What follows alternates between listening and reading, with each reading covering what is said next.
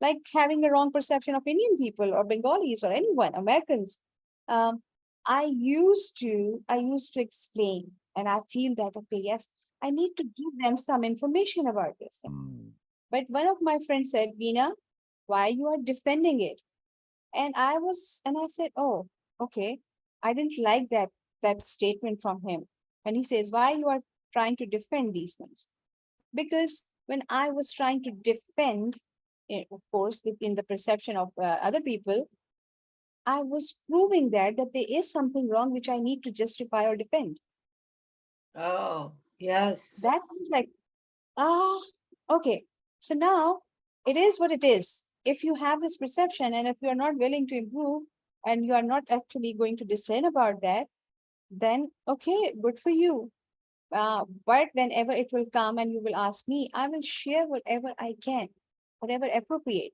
So Wow. that again, it was a liberation, it was a freedom right there in that moment when I said, okay, I'm not responsible for anything in this regard. So I'm not going to defend. I'm not going to try to defend. And the same thing happened when of my Bengali friend, and he's a very, very good person. So you know that, okay, Bangladesh was part of Yeah, Pakistan. right. So and of course we are part. So, but when he was wishing me birthdays and other stuff, so when they have their Independence Day, when I wished him, he was literally shocked, and he says, "Look, a Pakistani girl wishing me an Independence Day," and for me, it was like duh, like I was wishing Wow. my other American friends and Indian friends. So, and I realized that Wow. okay, it was a big deal for him. I It see. was for me. Uh, and in that moment I said, okay, so how different our perception can be. For Yes. me, you are happy, so what? Okay, I'm happy for your happiness. It doesn't matter that okay, we were together, we were not. Same with Indian, like okay, we were together, we are not now. Like families, they grow, and of course brothers and sisters and siblings, they go apart and then start their own family. Yeah. What's wrong with? Do they really start Exactly. hating each other? No. This is Oh. it's a process of maturity. It is going to Right. happen, but we are not Yeah. willing to learn this. So Mm. for me, this understanding from Way of Impeccability, and of course from my other friends, that I'm not here to defend anything. It Wow. means that I'm only here to express myself, even not to defend myself, because defending Yeah. something or someone proves that by implication, it is the understanding that there is something to defend, which is weak, which Wow. cannot protect Wow. itself or themselves. I see. Yeah, well, that makes perfect sense. Wow. Yeah. Wow. That just shows thinking it through to the end.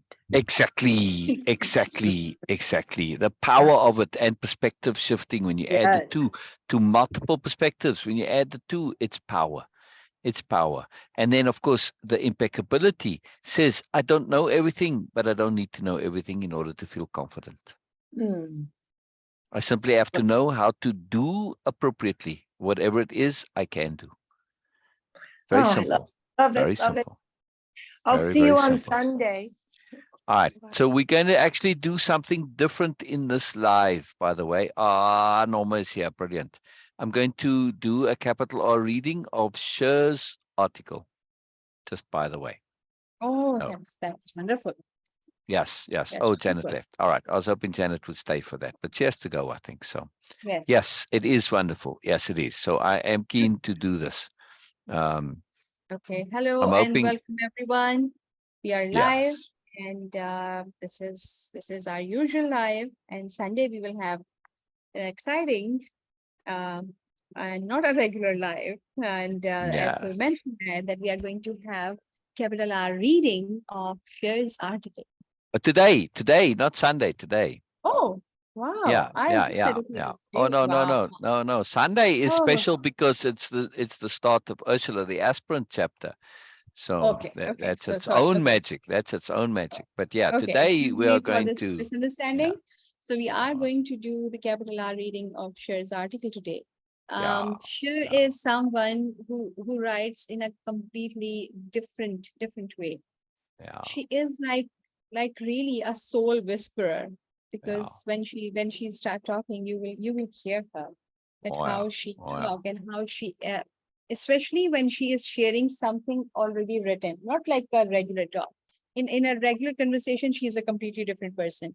But when she writes something and then she reads it, it exactly feels like that she is a soul Yes. whisperer or someone. Yes. And her sharing, uh, she is one of, at least in my interaction, very few people have this courage and have this Yeah. ability to Yeah. follow that. Yes, of course, Syl plays a huge role in this process to actually write her story. But sure, responding to that and following that and keep persisting on this thing is a big, huge deal. Very few people have this receptivity, this Yes. openness to this. And she did that, and of course, she found so much value, and she gets so much value. Still, she's getting it on other people also. And Yeah. this is what we were discussing before coming live today. That receptivity is about fearlessness. Yeah. One cannot be receptive if they have any kind of fear Yeah. inside them. Yeah. Fears and receptivity cannot coexist. Nope. No, Nope. Nope. because Nope. we I need cannot. that very peculiar kind of fearlessness. Then we can only be truly receptive. And then, of course, we Yes. will go into capital R receptivity. The concept is something magical, which makes life fun, which makes life all caps more in every aspect. So this is what we were discussing before coming live. But as Syl mentioned, so let's start with the capital R reading of Sher's article. I don't know the topic. I don't know that. Okay, who is going to read? Of course, Syl or Sher, if Sher will join us. If not, even then, we are going to just do this and get so much value out of it. She's a very amazing. She is now very amazing writer. You can see the gentleness. Yes. Yes. The story, the incidents are not very gentle in her story, in her book, Yeah. but the way she actually handled her words, that is something so gentle. You can feel that every sentence, every word she has been actually Yeah. taking care of, putting Yeah. inside, making a sentence or paragraphs or pages. They are well crafted and with very much care and Yes. gentleness. Yes. And very personal. Oh, And this is an article that Sher's written now, and I also don't know exactly what it's going to be about. So it's a blind reading for both of us, Beena. wow. All I saw was the topic, connecting with #Moreness, right? And then Mm, I think I read maybe the first half sentence, connecting genuinely with others can assist with the development of, and then there's where I left off, right? I said, okay, I yes. want to read this tomorrow because my powers of extrapolation, yes, they are very well developed. So it's kind of a superpower by now. I said, oh, yes, morning is coming. Yes, morning is coming. So, well, Mhm. I don't know any of Sher's articles that don't have mornings in them. But this one just seemed to be pertinent, and it's now. So, it's pertinent and relevant. And I feel it's very powerful to share. So it just came up. It just came up. Sher's going to be joining in a few moments here. So, minutes. So we can maybe get going. She doesn't have to be here for the start of it, but I'm keen. So anyway, so I just want to share though that what makes Sher's, or I call her Sher, but sharings so special is that Sher is sharing her journey. This is a profound thing. When we share our journey, share, not tell, share, right? In writing, you go to any writing group, any writing books, rule number one of writing is show, don't tell. Well, rule number one of our group, yeah, and of Way of Impeccability and of the new nobility, since this is in the context of the new nobility, is share, don't tell, share, right? And because sharing is a showing, sharing is a doing, sharing is a practice. When we share, we are implementing, or we can implement many things. For instance, I can implement patience. I can implement expression, articulation, awareness of myself when I share. Because when I share inside my head, it's fantastic and it's all wonderful. And the moment I say, it's like, oh, really? What was I thinking? Yeah. So sharing is a profound self-awareness mechanism when you're talking about what's going on inside you. Yes. Furthermore, when you talk about what's going on inside you and you allow others to see, this is a profound gift for them, because how do we otherwise know what's going on inside others? We just mostly guess. We have to rely on their sharing, right? And when sharing is real and it's done with integrity and full honesty, and particularly self-honesty, this is an incredible gift of insight where we can get to understand how others, which are really variations of ourselves, in other words, we get to see how their psychology works, which means we get to understand the greater psychology of ourselves, Yeah. So when somebody shares the way Sher does, the way Beena does, this is profound. This is a big deal. Yes, huge big deal. So pay attention. And this, in terms of the sassy group, you don't see this kind of sharing enough, unfortunately. Many people want to tell, and they think this is what you're supposed to do. You know, you're supposed to give advice. Nonsense. Share. If it's sensible, if it's working, it will automatically be of value to somebody if it is pertinent and relevant to them. But they get to choose. When you're telling, you're removing choice. You're saying you're supposed to, you must. You remove choice. And when there's no choice, you're not doing things in awareness. You're just being obedient to whoever. And you can just as well follow bad advice and good advice. How are you going to really know the difference? You're just following, right? Because you're not choosing, you're not discerning, you're not doing so in awareness. So that's why telling is hopeless. And for me, when somebody starts telling me what to do, I don't know, I get resistant a little bit. How do you know what's good for me? I've heard this all my life. Oh, but this is good for you. And it absolutely wasn't. It was the biggest load of rubbish under the sun, right? So telling is counterproductive. And I wish more of the people posting in the group would realize this and start sharing rather than telling. Now, if you have a universal truth, you can say it like, okay, take self-honesty. Instead of me saying, you must be self-honest. Self-honesty, is like really good for you. I can say self-honesty has profound, deep value without which we are unable to truly learn. It's a self-evident statement. I'm not telling you anything. You can kind of, oh, what do you mean we can't really learn? Well, if you're not self-honest, then you're not going to acknowledge that you need to learn, etc. You can figure it out. My point is, I was just giving an example off the cuff there of is saying something in a telling way, which is you should be self-honest, and in a way that is a showing, which is now say it as a self-evident truth. You're saying if this, then that. And because of this, then that. Oh, I see the logic. Oh, I get it. Right now I'm deciding for myself. Okay, I see it makes sense, but I'm seeing the sense. I'm deciding. In other words, I'm presenting a choice, an option. I'm giving you freedom. In telling, you remove freedom, right? In sharing, you give freedom, right? This is what it's all about, right? If you don't have freedom in your learning, it becomes programming. And who wants to be a robot? Furthermore, if you're the one doing the telling, do you want robots all around you? You want to live in a world where everybody else is a robot following what you say? That's a horrible world, sorry. In the universe, God, Allah, Buddha, Krishna, right? None of them want robots. This I feel quite confident in saying. I feel quite confident in saying none of them want robots. Yeah. Yes. It makes So no before sense. you go on, yes, Yeah, I'm exactly. listening. We have Norma and we have Ana Lucia, and she says, "I made it." Oh, wonderful. Brilliant. Hello, Norma. I love you, Norma. Hello, Anna. Love that you're here, Anna Doria. It is most magical. This is very cool. So please jump in anytime. we're going to start. I mean, our purpose and point of these during the week is to do capital R readings of the chapter that we've done, and we'll do some of that later.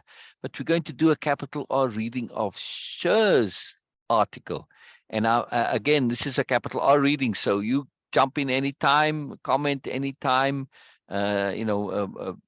Just say and ask questions, whatever you want to do. This is a discussion, right? It's not me Yes. giving a lecture or a talk. It's a discussion.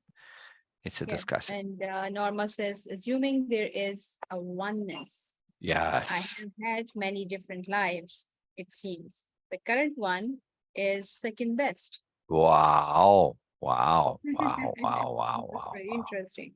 Yeah. Well, we're going to get to Ursula a bit later. We're going to get to Ursula and Biella. We're going to get to them later. Yes. We're just going to start with reading Sher's article. And Sher said she's coming, but Sher, we don't know when, so we have to start. We have to start.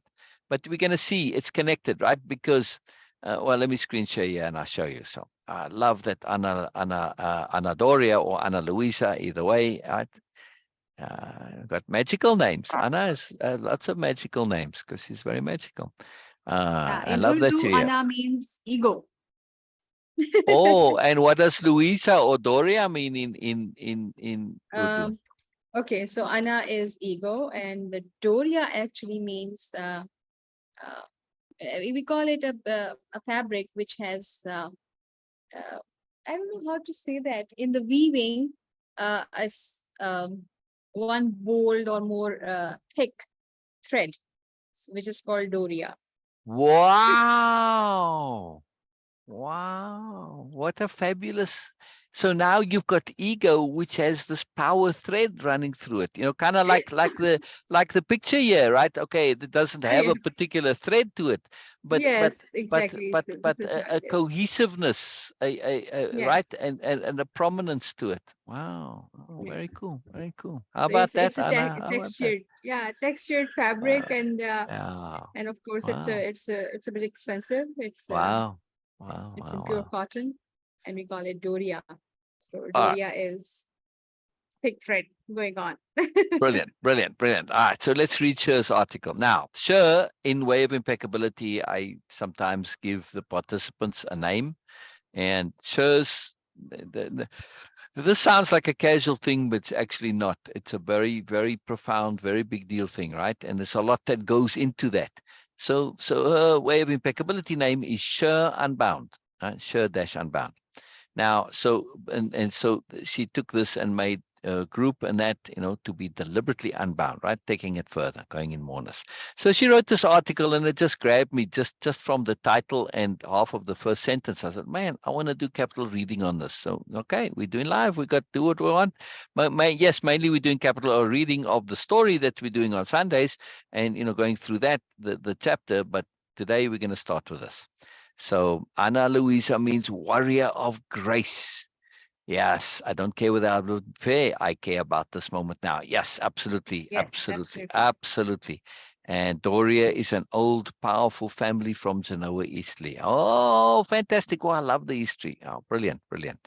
Yes, warrior of grace. That suits you most well, Ana Luisa. Yes, yes, yes. Very, very cool. Very cool. Wonderful. So connecting with moreness, right? And then there's the video you can listen to where Sher is speaking about it, but I'm going to go on to the text. Connecting genuinely with others can assist with the development of confidence in our worth, which flows into our ability to communicate effectively. In addition, this connection fosters mutual trust, understanding, and respect. Wow, wow. What just that first sentence? Let's unpack this because this is a capital R reading, right? So, first of all, it's connecting genuinely. Connecting genuine, the way we connect here every day in these lives, right? We connect genuinely. There's no BS, there's no nonsense, there's no need for anyone here to be anything. You can be whatever you like, however you like. You can be awkward, you can be uncomfortable. We don't care. It doesn't matter, right? We're quite happy with that. We're quite comfortable with somebody practicing being in different ways, which sometimes is awkward and uncomfortable, right? So connecting genuinely as we are here with others can assist with the development of confidence in our worth. Yeah, so it's not the development of confidence in general, but development of confidence in our worth, which flows into our ability to communicate effectively. Yes. So to say it in another way, if I do a repeat back on this, the more we genuinely connect, the more we are able to communicate effectively. Does that make sense as a repeat back? Yes. Let me just hold Yes. one moment on my repeat back, right? So Yes. my repeat back on that opening sentence is, in other words, as I see it, the more we communicate genuinely and connect genuinely, yes, the more we connect to our own self-worth. That in turn leverages our ability to connect genuinely and to communicate effectively. It feeds on itself. It's a kind of an infinity loop. Now, let me go right to the very source of this and see if my understanding is appropriate in terms of not in its own self as a point of understanding, but as a point, is it accurate in terms of what the author was trying to communicate? So author Unbound, could you please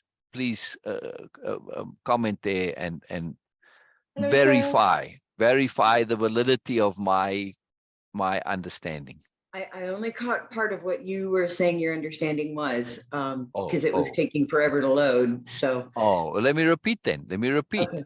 I said, so your very first sentence there that I have highlighted.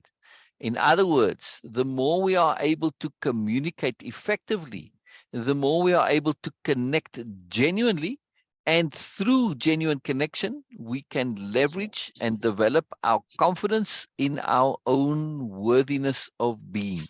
It Yes. all ties together. We've Yes. got connecting genuinely, communicating effectively, confidence in worth. And they Yes. are on an infinity loop, yes? Yes, correct. All right, Correct. They're all brilliant. interrelated. Exactly, exactly. So I am getting it. I'm getting it, right? So now, important to me here is I can take value out of this, right? But my value that I'm going to take out of it might be nothing to do with what Sher is saying. So there are two things that I'm going to do. I'm going to do repeat backs and sometimes takeaways. Takeaways is the value I take away for myself. To Okay. like, man, I want to remember to do this. I want to change this habit. This is an important point that I want to build into my being and start practicing. Those are my takeaways, right? And sometimes the takeaway may have nothing to do with what's coming out. Oh, this reminds me of Granny Marbles and, whatever, right? So those can be very valuable too. But the repeat back is me checking my comprehension, ability, and skill. Nothing else.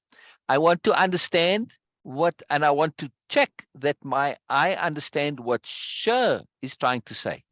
Not what I think she's trying to say, not what I want her to say, not what's convenient for her to say to me, right? Not what's comfortable and so on. No, but what she is saying. Whether or not it's accurate or not makes no difference. I need to understand accurately what she's saying. Yes. In addition, this connection fosters mutual trust, understanding, and respect. There's a feedback mechanism that's involved when we connect genuinely. And when we connect from our worth, this is the key point. When we connect and we have confidence in our worth, we are able to communicate more effectively. And of course, when we are connected to our own worth because we're connecting genuinely, how do you not connect to your worth if you're connecting genuinely? Right? And therefore you can express yourself better. So this is a key point. So this is obviously going to foster connection and trust and understanding and respect. It is the premise of this environment here on these lives. Yes. It is the premise of it. The premise of it. It is what we're doing. We are looking to connect genuinely and with this understanding of trust and respect so that we can communicate effectively.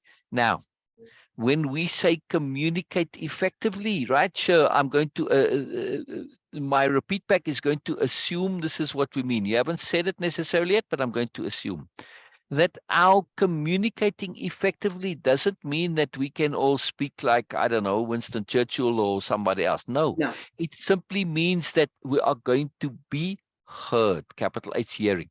This may Mhm. come out as stumbling, awkward, I don't know, whatever. And that's not communicating effectively.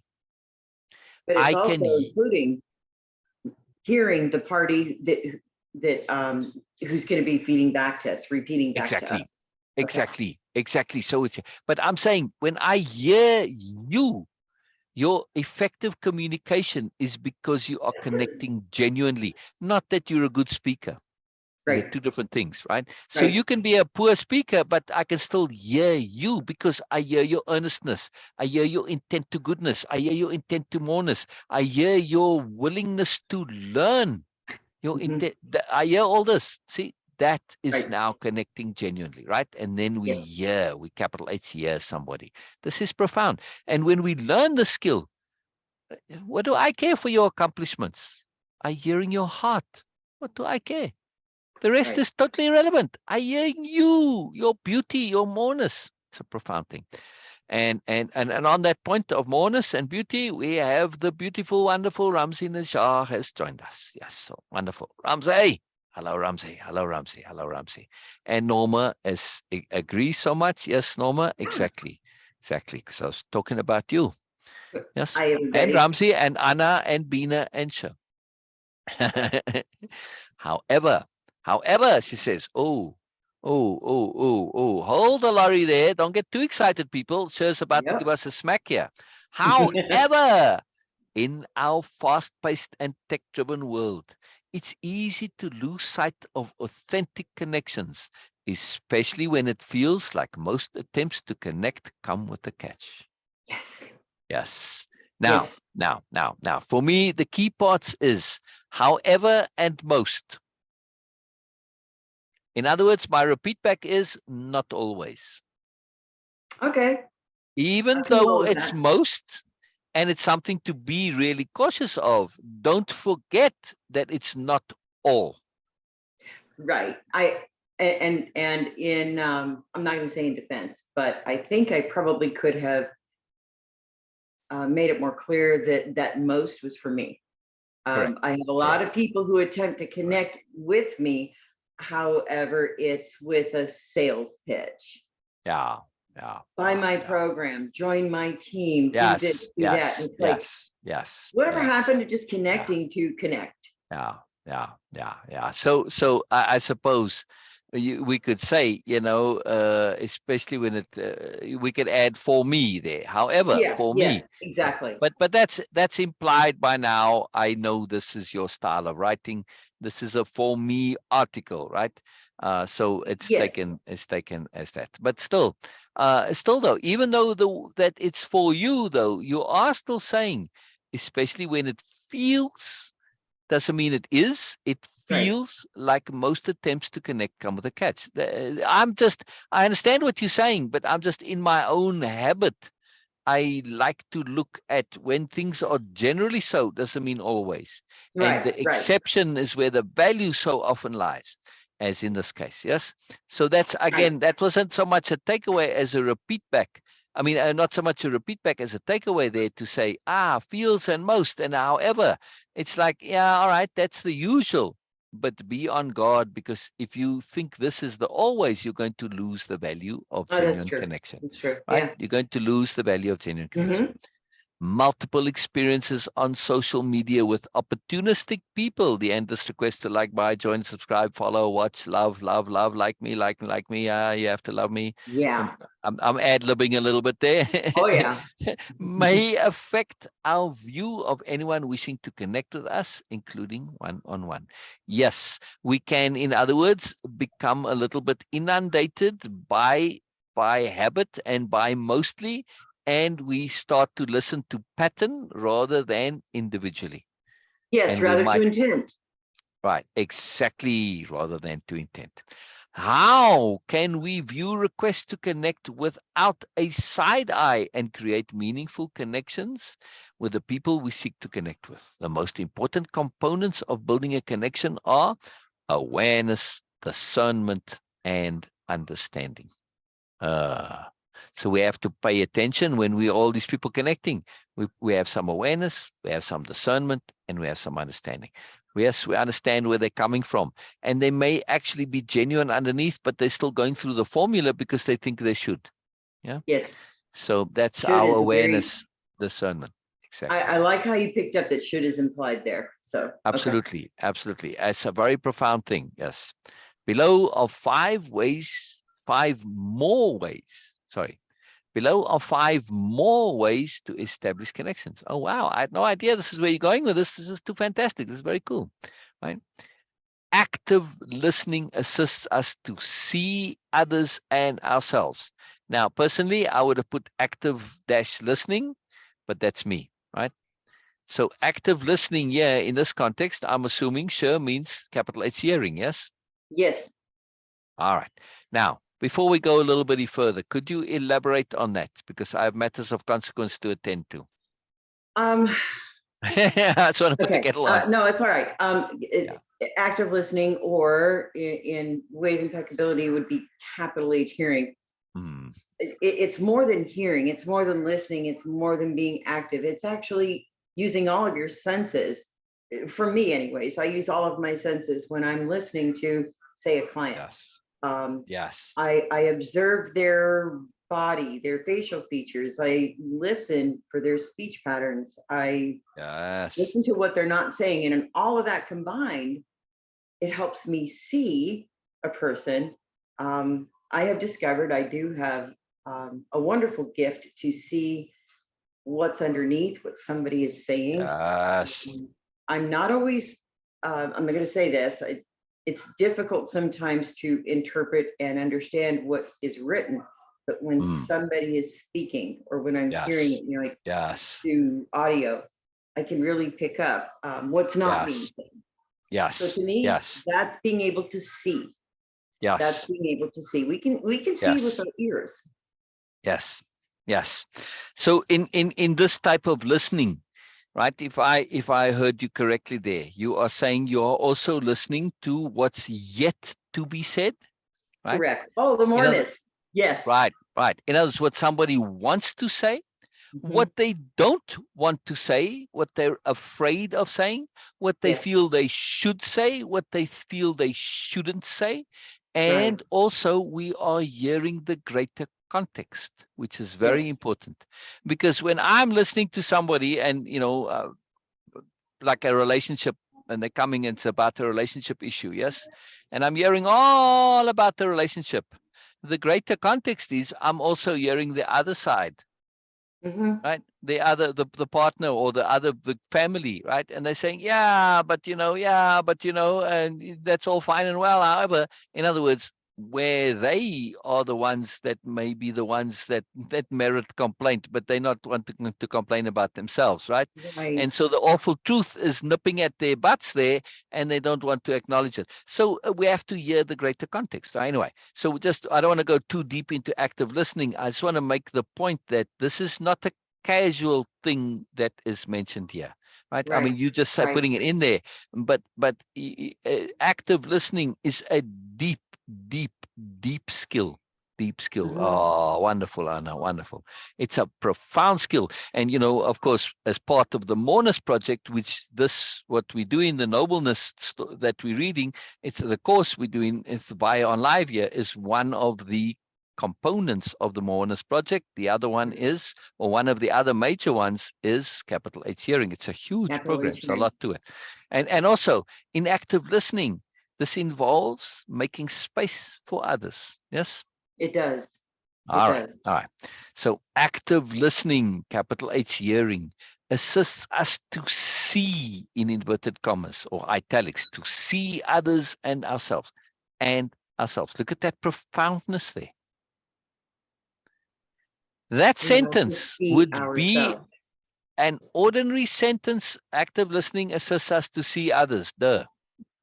but you made it into something special and profound by adding "and ourselves." This is the point of capital H hearing, or at least, it's a skill to be able to know others. But what's the very first slide one? The client is always us, because yes, capital H hearing is set up for coaches. Huh?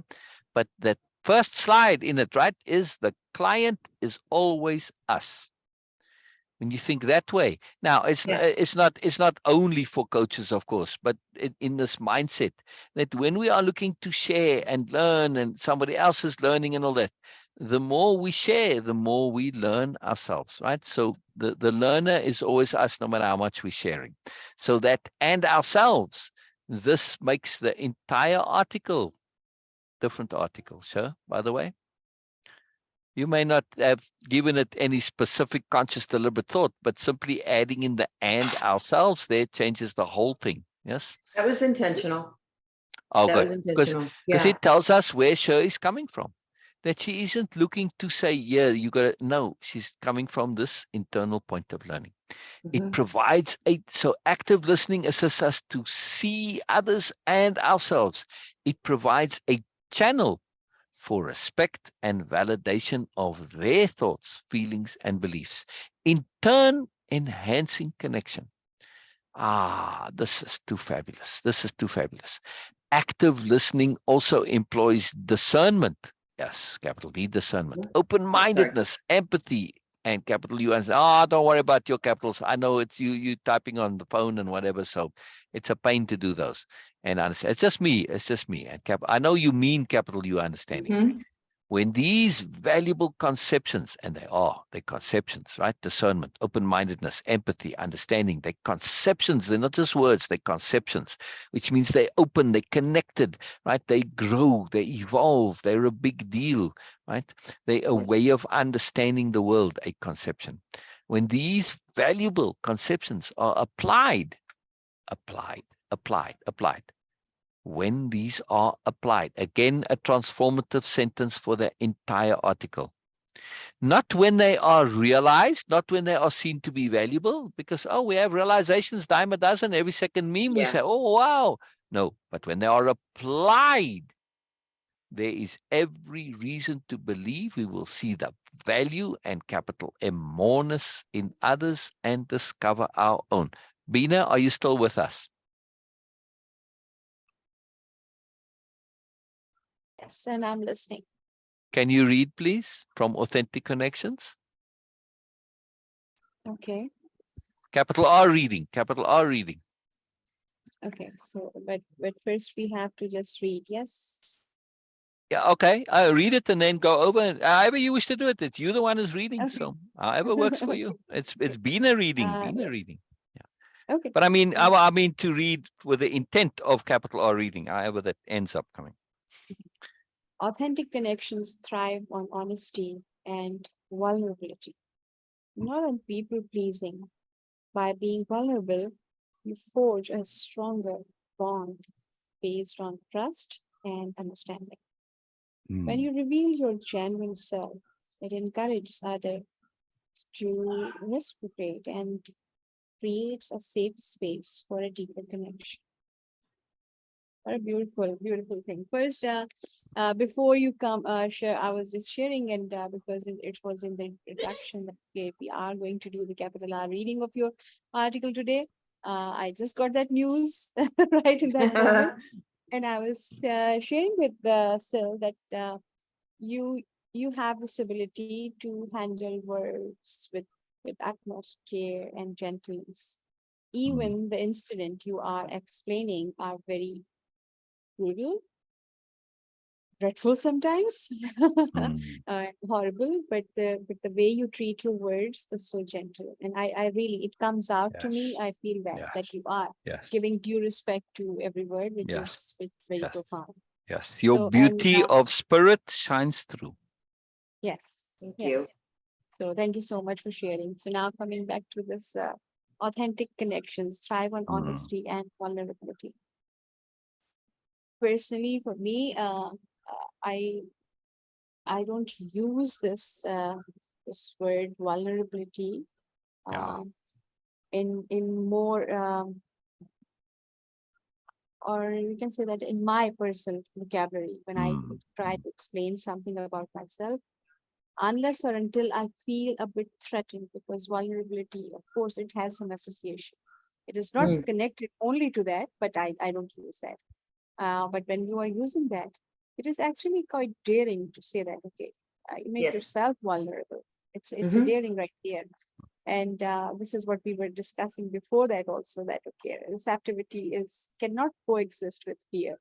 You have to be fearless if you want to be receptive. But when it comes to these to build an authentic connection, and especially with strangers, with new people, this is actually like really a deliberate vulnerability you are acquiring in those moments, that, okay, yes, do that.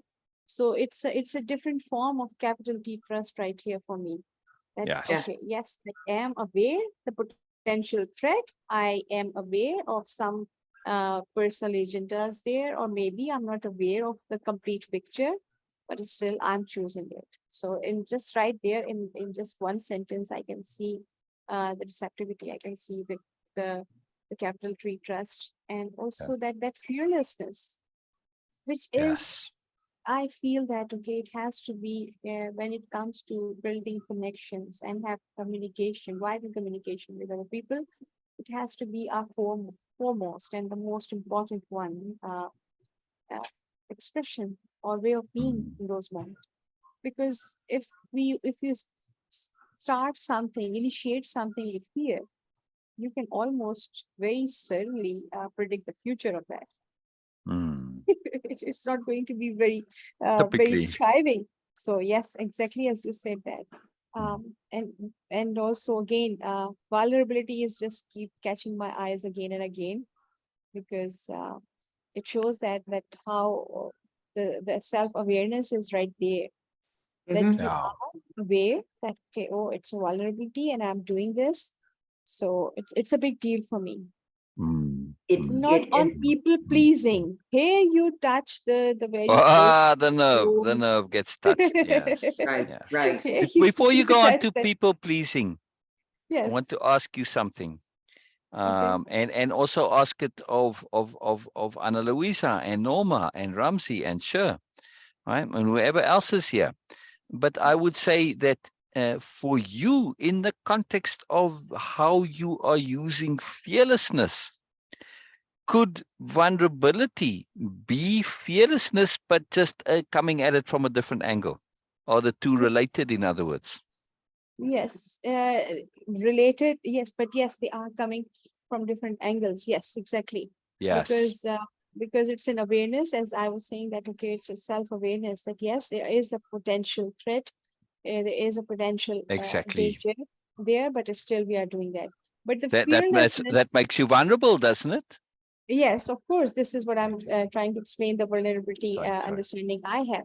But the fearlessness in my mind is something when you actually not acknowledge, okay, you might be aware, you might get aware later, but you don't acknowledge any potential threat, and you're coming from a completely different perspective. So it's a different approach, as you said that, yes. Right. So, but of course, it needs Yes. needs a lot of receptivity before. Okay. So when you say fearlessness, that implies in your usage of it that it includes awareness and discernment and understanding. Otherwise, it's just foolishness, not fearlessness. Exactly. Absolutely. Absolutely. Just to be sure, just to be clear. Yes. Not on people pleasing. This is something, sure, it's a very personal wound you just touched there, because people pleasing is something I used to be a big, innate, organic, full-on people pleaser. I'll raise 2 hands on that one. Same here. There you go. There you go. We can all do that. We can all. Anybody? Hang on a second. Let's just check with everybody. Anybody here who can say they were not at some point in their lives a people pleaser? We're not asking now. We're asking in the past. If you can say that, please make a comment there and say so. We'd like to hear from you, because we need to learn from you. Yeah, definitely. Definitely. You know, I just want to pop in here Please, real quick please. and talk about Yes, always. vulnerability for me.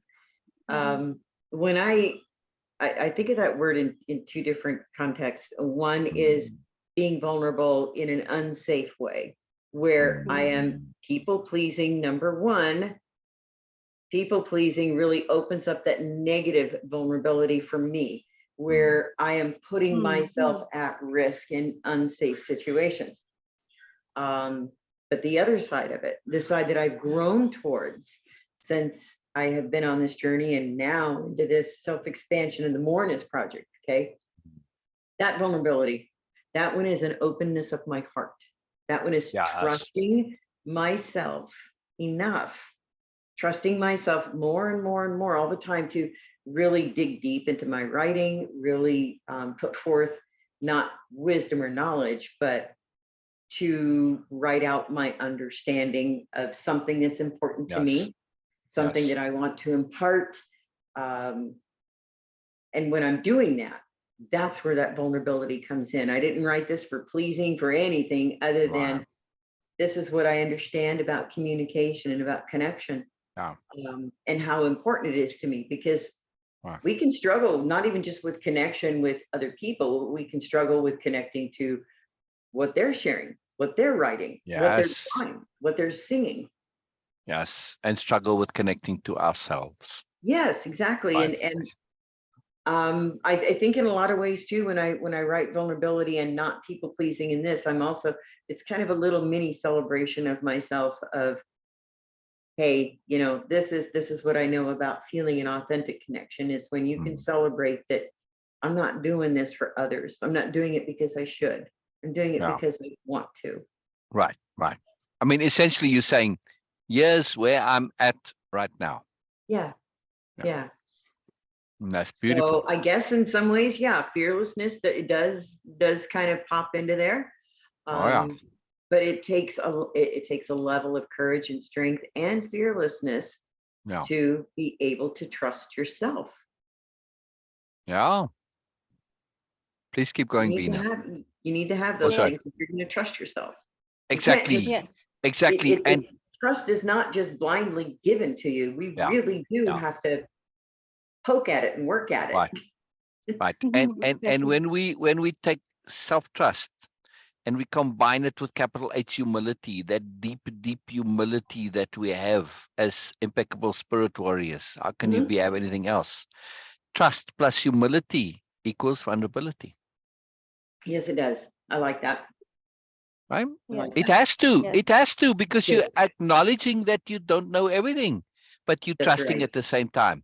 Right. So, and it's that positive capital V vulnerability, because it's not the vulnerability of fear and withholding.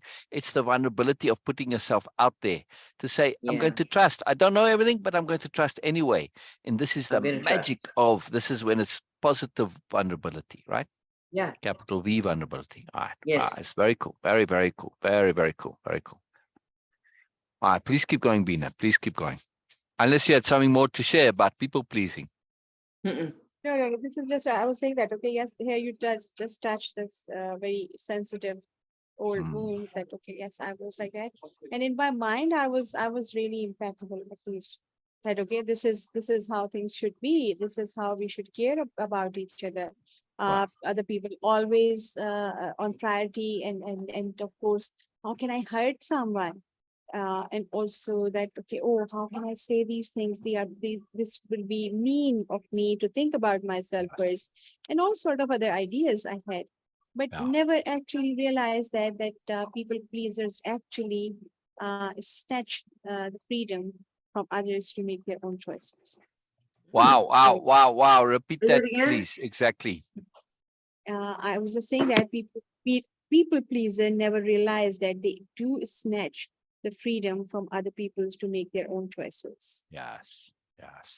It's a Very subtle, deep point. Very deep very point. subtle controlling and the superiority paradigm. Because people pleaser assume that they know it better, they know it all, and they can do better. Yes. And they are responsible. Anna, you've written about vulnerability. I'm keen to hear more from you. Keen to hear. Keen to hear from you on this. Ramsey says, one would fail in business if he or she is not a people pleaser. Yes, an appropriate people pleaser, but Appropriate is business the key lets you word. win material things and lose spiritual and mental comfort. Yes, exactly. So yes, business I can be very tricky. It can be a trade-off, but this is where Mhm. impeccability comes into it. It enables us to do both. That's way of impeccability is totally about being able to do both, to maintain our spiritual integrity and at the same time to make money ethically and sensibly and intelligently. So yeah, there is a way to do it both. But in general, what you say is true. In general, like in Sher's comment in the start there. Yes, it doesn't mean always, just in general. Yeah, yes. yeah, So that's why this people pleasing hits me big time because yeah, uh, I was here, and of course it was so entrenched in my system that still sometimes I need to catch myself that okay, why I'm doing this, what I'm doing, and what for? Is it because that okay, I feel that it is appropriate, it is impeccable, or it is just because that I feel that I know that this is going to be pleasing for someone, it is going to be beneficial for someone, it is going to be calming, soothing, blah blah blah blah blah. yeah, Mhm. yeah, I don't deliberately, I don't do that anymore uh, yeah, until I really feel that it is yeah. appropriate, it is impeccable in this moment, because the Yes, realization that okay, people pleaser are actually narcissists, and they do yeah, assume that they are the one yeah, who can really, really change the world yeah, and live other people and make other people's choices on their behalf, which is not yeah, impeccable at all. So in my mind, the idea yeah, was completely different of people pleasing. yeah, I yeah. never realized that this is what I'm doing. So this is No, something no. very Okay, good. touchy. No, no, It is. It please. is. Norma made a profound comment there. She says, Mhm. yes, however, but better to people please than to hurt people. If you don't have any more options and those are your only two choices, then yes, absolutely. And that's where people pleasing comes from. It's because we only see those two choices. But the point of this article and our sharing and our interaction here and the whole Moreness project is to say that they aren't always just those limited choices. There Right. are more choices. And that's exactly what Sher's article is about. Look, what we are busy reading with the dashes here, the bullets here, below are 5 more ways to establish connections, right? So we had active listening, authentic connections, and our next one here, if you would please continue reading, Beena. So, have we read the first previous one completely? No, I guess. Yes, yes, we did active. Okay. I Yes. don't know if you finished reading authentic connection, did you? When you reveal your genuine self, it encourages others to reciprocate and creates Mm. a safe space for a deeper connection. Yes, we did that. And, So and this is what we're doing on these lives. We Right. yes, reveal our genuine selves, and hopefully it encourages others to do the same. It's not necessarily reciprocal, but yes, in their minds, they might think of it that way, but not for us because our sharing is free. It's one way, right? There's no expectation of reciprocity, right, sir? Mhm. No, we There's don't none. expect it. It will No. happen, but there's no expectation of it. And it creates a safe space for deeper connection. And safe Yes. space, we mean, yeah, not necessarily that look is public. So it's not about keeping things private or secret. No, safe means that you can say whatever you like. And we aren't going to Without jump on your judgment. head and exactly or criticize you or be scandalized or feel abused or attacked or anything like this. No, whatever it is, we trust it's coming from good intent. That's Mhm. what creates a safe space. The trust that it comes from a good intent. Why do we know this? Because we know that deep down in whoever's here, they have a deep, deep, deep intent to goodness. Tell me, any Yeah. of you, please say you don't have an intent to goodness. Deny it. Say, no, I don't have a deep intent to goodness. You cannot. You cannot. I challenge you. You can't say it. You can't say it because I know it's true. Oh, I used to say Yeah. that. But used to is not now, right? I know. I was teasing. Yeah. I know some do though, right? It takes a little doing to come there, and it just shows what a dark place you were in, where you felt you needed to deny this or weren't even aware of it. I mean, this is just horror. This is just horror. I know it used to just blow you and Beena's mind when I would say, no, I have no idea what you're talking about. I am not with. Yeah. You're like, what? Yeah. Well, we saw the goodness, so it didn't matter to us that you didn't. We just insisted on our beliefs here. But we had good reason for doing so. We weren't being arrogant. Yes, I mean, we could see past all that blockages and barriers and, all the habits and stuff. So, but still, just be aware, people. Just because you can't see your own goodness doesn't mean it's not there. Yeah. So we listen to Sher. And this is a very profound thing that Sher's saying, that even though Beena and I could see past that because we developed these skills, I mean, something I've literally practiced every day of my life since age 16, right? I mean, with intent, deliberateness, I mean, really like a passion, right? Like Yo-Yo Ma practices the cello, okay? This is my cello, seeing moreness in others, yeah? This is so despite the ability to see that moreness didn't matter to Sher. She couldn't yet see it. Now, luckily, she persisted and kept going until she could see it.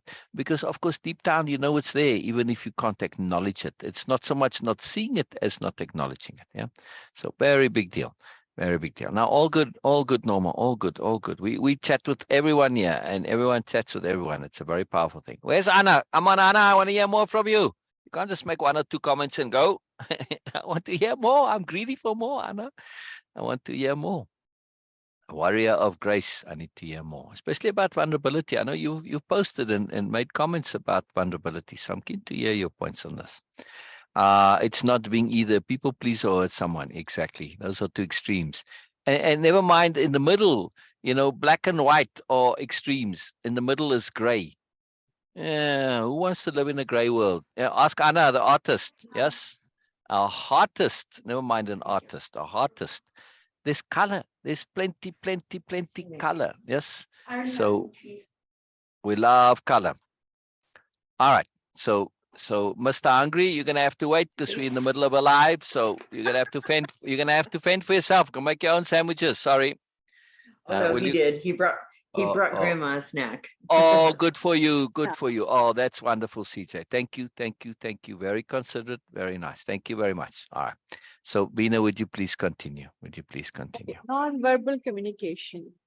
Non-verbal communication and cues such as facial expression, body language, tone of voice, and social media interaction all play a significant role in authentic connection. It can enhance understanding and strengthen the authenticity of your connection. My repeat back of that is be real, people. Be real. And by being real, we mean be earnest and be honest, be self-honest, be genuine, as Sher started the article. Genuine connection. Be real, be genuine. It comes through in all the non-verbal ways because it's your intent that gets communicated non-verbally. Yes, sir? Okay, Sher's nodding there. Please keep going, Beena. Please keep going. Commonalities assist with ease of relating to others through a shared sense of understanding. When we feel understood, we also feel seen and heard, which can translate into a sustainable connection. That's a big point. Yes, Beena? Yes. Yeah. So commonalities, share our commonalities, share your common fears, share your common understandings. So this is a very big point. Excuse me 1 second here. And this time I'll remember to mute.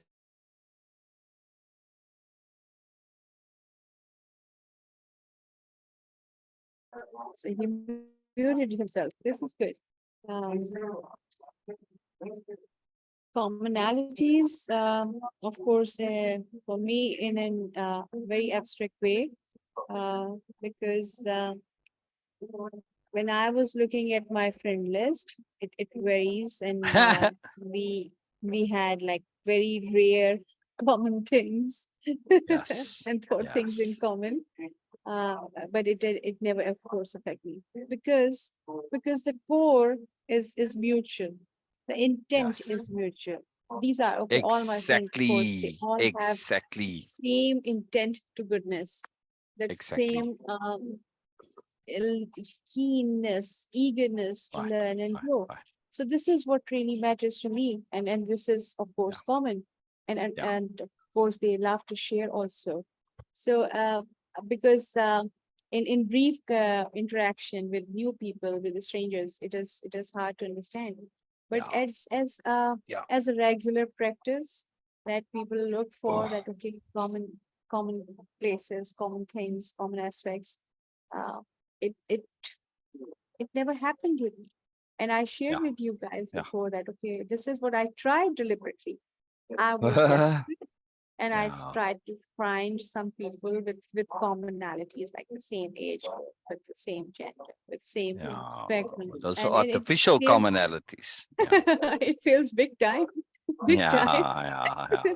You guys should feel good about yourself because uh, after having you as friend, it's hard to adjust with or make some compromises. I cannot do that. Yes. Yeah, Yes.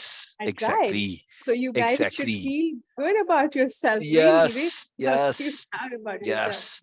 The because I moreness. I Moreness. literally tried that. Moreness. I Yeah. literally Yeah. tried that, and then it Yeah. never Yeah. works. Yeah. So Yeah. yes, I understand this because in a bigger picture, the commonalities, because the essence should be, of course, mutual and shared. Yeah. The superficial things, okay, and they are not saying in a negative way, but the other things like the gender, like the authentic, like ethnicity, like Yeah. They don't matter. race, or okay, Yeah. mutual interest, Yeah. Yeah. Yeah. they Yeah. they don't work in longer run. At Yes. least not with me. Yes. Um, Uh, I I never want to found anyone who has the same music sense or music liking exactly. like I have. I have very Exactly. weird sense. So, and of course, nobody else like it. No problem. Yeah. We still enjoy music. It's So a big yes, point here. It's I a do big point understand here. the point here. It's a big Right. point Right. here. I want to make a bigger, well, same big point. I want to elaborate on it to say when we take commonalities and we look at it as capital C commonalities rather than little c commonalities, suddenly a whole world opens up. This is the power of abstract thinking, right? Moreness-Thinking. Because little c commonalities are things like gender, same music, same food. Oh, come on, who cares? One commonality that all of us have here, every single one here, Anna, Ramsey, Norma, Sher, me, you, we are all different. Yeah, but this is what we have in common. We are all radically different people. We have this in common. It's a commonality. It's a capital C commonality. We have intent to goodness in common. Yes. We have intent to moreness in common. We have intent to learn, intent to grow. We have in common. The rest, does it matter? When we have those in common, what do the little c commonalities matter? Absolutely nothing. Make no difference whatsoever. Right? So little c commonality, and this is capital C commonality. Yes. Capital C commonalities assist with ease of relating. Yeah, through a shared sense of understanding. I understand you because I understand your intent to goodness. What else is there to understand? That's all I need to know. That's all I need to know. Don't need to know anything else. Beena dropped off. Dang nabbit. When we feel understood, we also feel seen and heard, which can translate into sustainable connection. This is a very big deal. So in capital H hearing, the intent is to get to where the other feels heard, not is heard. Because they might be heard, but if they don't feel heard, being heard, technically the computer might be analyzing this AI and say, well, they definitely got heard. There's clear proof that they were heard, but they didn't feel heard. We have to keep going until the other feels heard. That's when you establish connection. Yeah. Yes. Especially in you adding a particular modifier there, you are saying which can translate into a sustainable connection. Yes. So That's it. when we are engaging in interaction, in communication, in connection, if we get to the point where the other one feels heard, feels feels, then we have sustainable connection, right? And I know with Sher, and there were times when I was getting it, I was hearing it, right? But Sher had to re-say it and re-say it until she felt heard. Had So I nothing heard to it. do with me. Had nothing to do with me. Right. Yeah. Feeling heard and being heard, two different things. Very, very, very particular point. And when you Yes. don't, that connection will definitely get cut off. Exactly. We do. Exactly. I don't care how good of a person you are. If you feel Yeah. like you're in the presence of somebody who's not going to listen or give you the Yeah. time of day, Yeah. why bother? Don't waste your breath. Right. And you cut it off. Right. It's because the implication is there's no respect. There it is, right there. Lack of respect. That's it. That's it. Now, way of impeccability, one of its core definitions is to give due respect. How can I not respect your moreness? How can I not respect your intent to goodness? How? How? Explain to me once I know this is there. How can I not respect it? How can I not listen to you? It's impossible. It's impossible. It's impossible. Yeah. Impossible. I think Anna might have left us. Dang it, Anna. I was very keen to hear more. I was hoping you'd come on Zoom, actually, Anna, but all right. Practice mindfulness and be in the moment. This is a recommendation, right, to establish more connections, right? So just to, because we kind of lost connection with your title, this section. So one of the ways to establish connections, capital C connections, is to practice mindfulness. Right. And be in the moment with others, free from judgment or preconceived notions, free from expectations and obligations. Yes. Yeah, when you let those go, and I say obligations because we do sometimes feel people should behave this way, should behave that way. And we add those obligations to ourselves, and that severely limits connection. I should be this, I should be that. Nonsense. For instance, I should be reciprocal. Right. I was interacting with somebody. It was a beautiful, wonderful interaction. There was much magic to it. This was in the time when I was setting up Way of Impeccability, and they could have been a partner in Way of Impeccability and gone through it, setting up. And they stopped interacting, and I said, "But why? We're having such fun." I said, "Oh, so I don't think I can't reciprocate." Oh, really? It just blew my mind, and it was so sad. You want to stop interacting. I get value. I'm getting value. You're depriving me of the value of the interaction because you feel you can't reciprocate. Me sharing is valuable to me, but no, they couldn't see that, right? Because of this mindset of that, well, if you get, then you have to reciprocate. Nonsense. Absolute nonsense. Absolute nonsense. You have to understand that sometimes the value in the giving is because somebody is receiving. If they're not the receiver, then I can't give freely. Yeah. Then it becomes a contract. It's not free giving. If you're gonna automatically reciprocate, if you have to reciprocate, now I'm engaged in a contract. I don't want to do that. I don't want no contract. I want to freely give. That's what I want to do. This is what gives me joy, right? So we have to understand this reciprocity is not a thing that has to be. It's choice. Now, if you want to give back, fine, but then it's free. If you don't, then you don't. That's fine too. All right, so practicing mindfulness in the moment with others, free from judgment and preconceived notions, like reciprocity is a preconceived notion, right? And expectations, obligations. This enhances active listening, finding common ground and trust, and trust, and trust.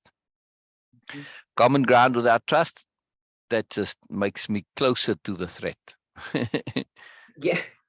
Yeah, that's all that does. Puts me on the same island, or the same little boat. It's like, no, thank you very much. Right. So I want to be on common ground with you, but the trust has to be there. And demonstrates you are genuinely interested in knowing what matters to them. Now, to me, that's important right there. Demonstrating that you want to. Exactly. It's important to me, and I never understood that before when you used to talk about it early on. And then it just kind of hit me one day. It's like, Oh, it was kind of a duh. right. So that earnestness, in other words. Now look at it from the new nobility point of view.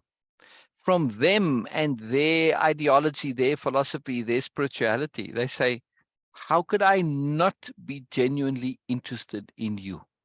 And you say, well, what do you mean? And like the delegates may ask Biella. She says, of course, I'm genuinely interested in you. How can I not be? This would be impossible for me. I say, well, but why? What do you mean? Say, because you are me. Oh, for the new nobility, they see everyone as a variation of themselves. Why? Because what Norma said earlier, oneness. They see it all as oneness. We are simply little fragments. We're like drops taken out of the ocean. The ocean is one ocean. Wherever you go in the world, it's one ocean. One. It's just one ocean. It's not a Pacific Ocean, an Indian Ocean, Atlantic. No, it's all one ocean. Yeah. But we are like those drops taken out of that oneness. But still, when I see another drop, right, I might forget and say, oh, look, we are different. Sorry, we're all part of the one ocean.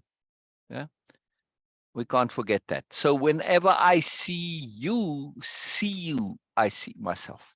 So how can I not be genuinely interested? The more I'm interested in you, the more I get to know me, because seeing ourselves is very difficult because we're inside ourselves. We don't get perspective. We're But with when ourselves all the time. Exactly.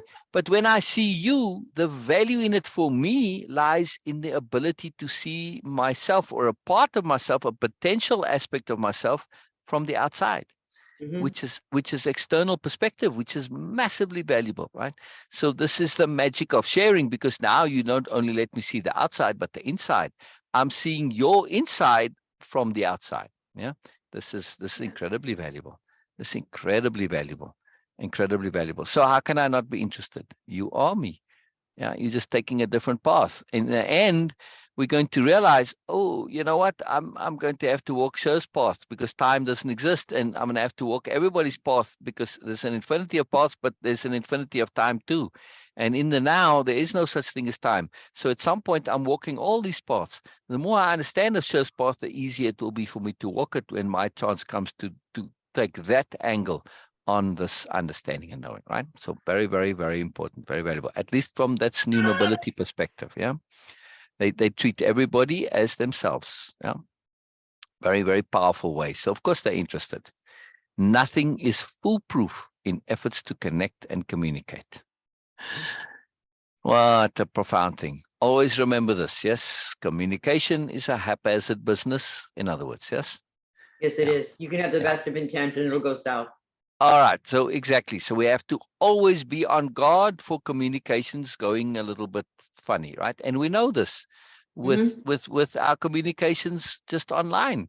We would think, hey, it's technology, it's computers. How is it not perfect? But you know, sometimes you send and it doesn't come through. What you know doesn't always work, right? So very, very powerful, right? Nothing is foolproof in efforts to connect and communicate. However, the actions shared above are certainly a gentle way to ease out of our comfort zones while moving us closer to living in unbound moreness. Unbound moreness. Not living in moreness, but living in unbound moreness. By implication, we can live in bound or restricted or limited moreness, which is sadly what happens to most. Yes, this is the predominant thing. So unbinding and connecting to your own unbound moreness, this is our intent. Yes, and through connecting with others, through genuine communication, genuine connecting, both, right? Through genuine connecting, we establish moreness communication. Through moreness communication, genuine communication, we establish genuine connection, or connected, right? So being real and being real, taking a real serious interest, and this connects us to our own moreness via the moreness of others. And not and. Where I really need to say this, it just came up in me.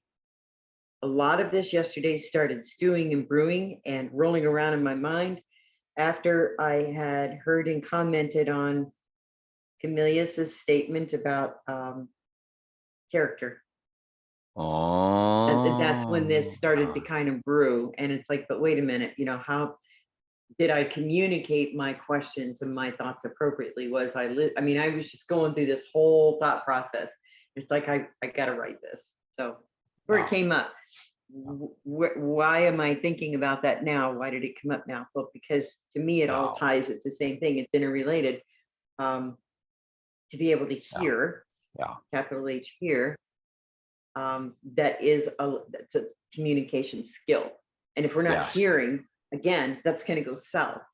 So I misheard yesterday what was actually intended, what you were reading, what you were saying. I completely misheard it. And it's like, but wait, you know, how can we be authentic if we're a character?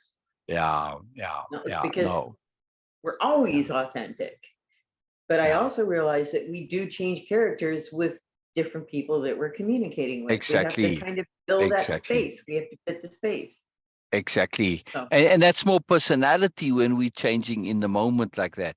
So right, our character really, when we are a character, yes, okay, you may be, that's generally they say, oh, that person's a bit of a character. They're referring to personality.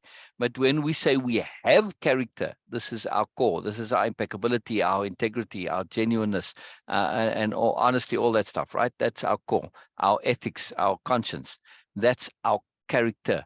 But our character can be applied as appropriate in different situations, which is our personality. Right.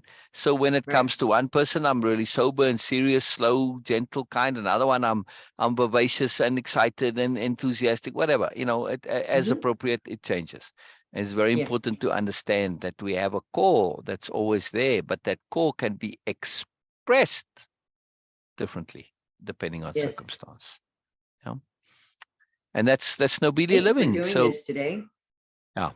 Oh, it's super fun. Did you see my comment? Yeah, I said super fantastic show. Oh, I need to edit my comment.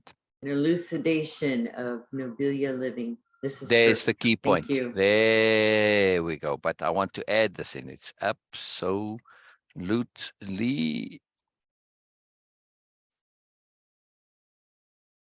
I got really terrific. excited about the quote too. So yeah. Which you quote? You already read the quote on the screenshot, the picture there that I always attach. In turn. Connecting with. Yeah. Maybe I have to go to the start. Oh, you have to play it. Okay. Will it play? Yeah. All right, let me make it full screen. Yeah, hold on. With their mornings. Oh, we can't hear the sound, but but I can read, right? Yes. Otherwise, I can read it to you. Okay. We follow our innate need to communicate with others in the effort to connect with their moreness, and in turn enhance ours. Yes. That's it. We follow our innate need to communicate with others in the effort to connect with their moreness and enhance ours. Yeah. Can you put it in comments, please, as a quote?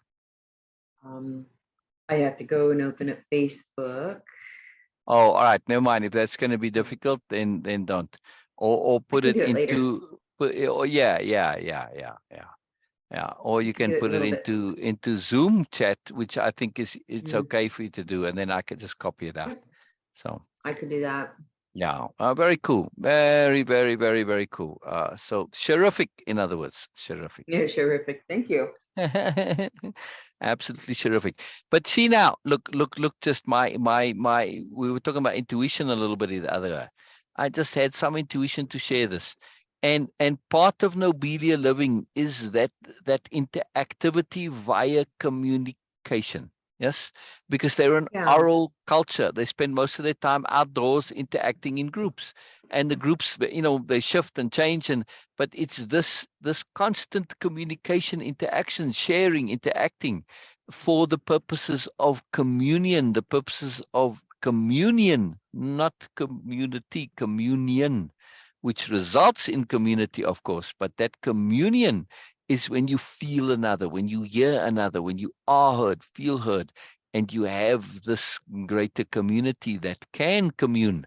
This is Nobelia-Living, right? So it's the sharing of moreness, the interaction of moreness via communication. Capital C communication is a very, very profoundly huge, big deal to the new nobility. Massive, Yes. massive, massive, absolutely massive.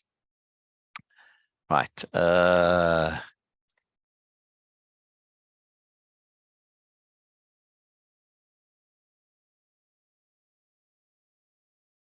Okay, it's a capital A article in my mind. And here's quote for it. Moreness to make it their own. And I think we need to put the capital W to start. There we go.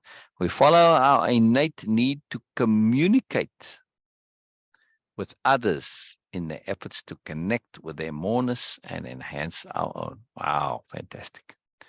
Fantastic. Fantastic. All right, so that's too wonderful there. Too wonderful. Hey, where'd Beena go? Come back, Beena. Come back, Beena.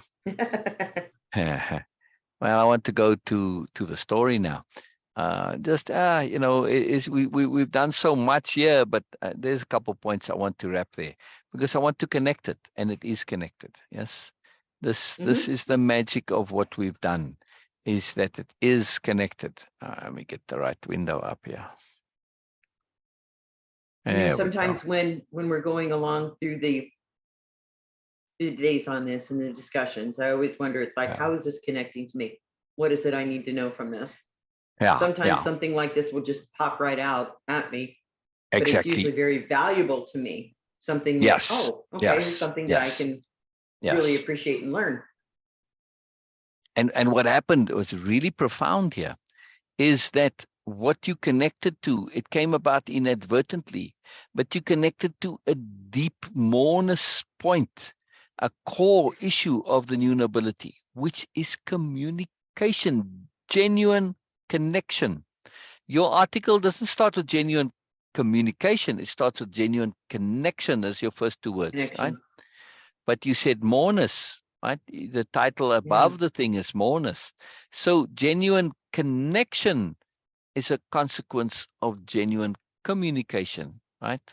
And it's also in between, you have that trust in your own self-worth that leads to that, right? And through leading to it, you now enhance the communication, which enhances the connection. So it all works together.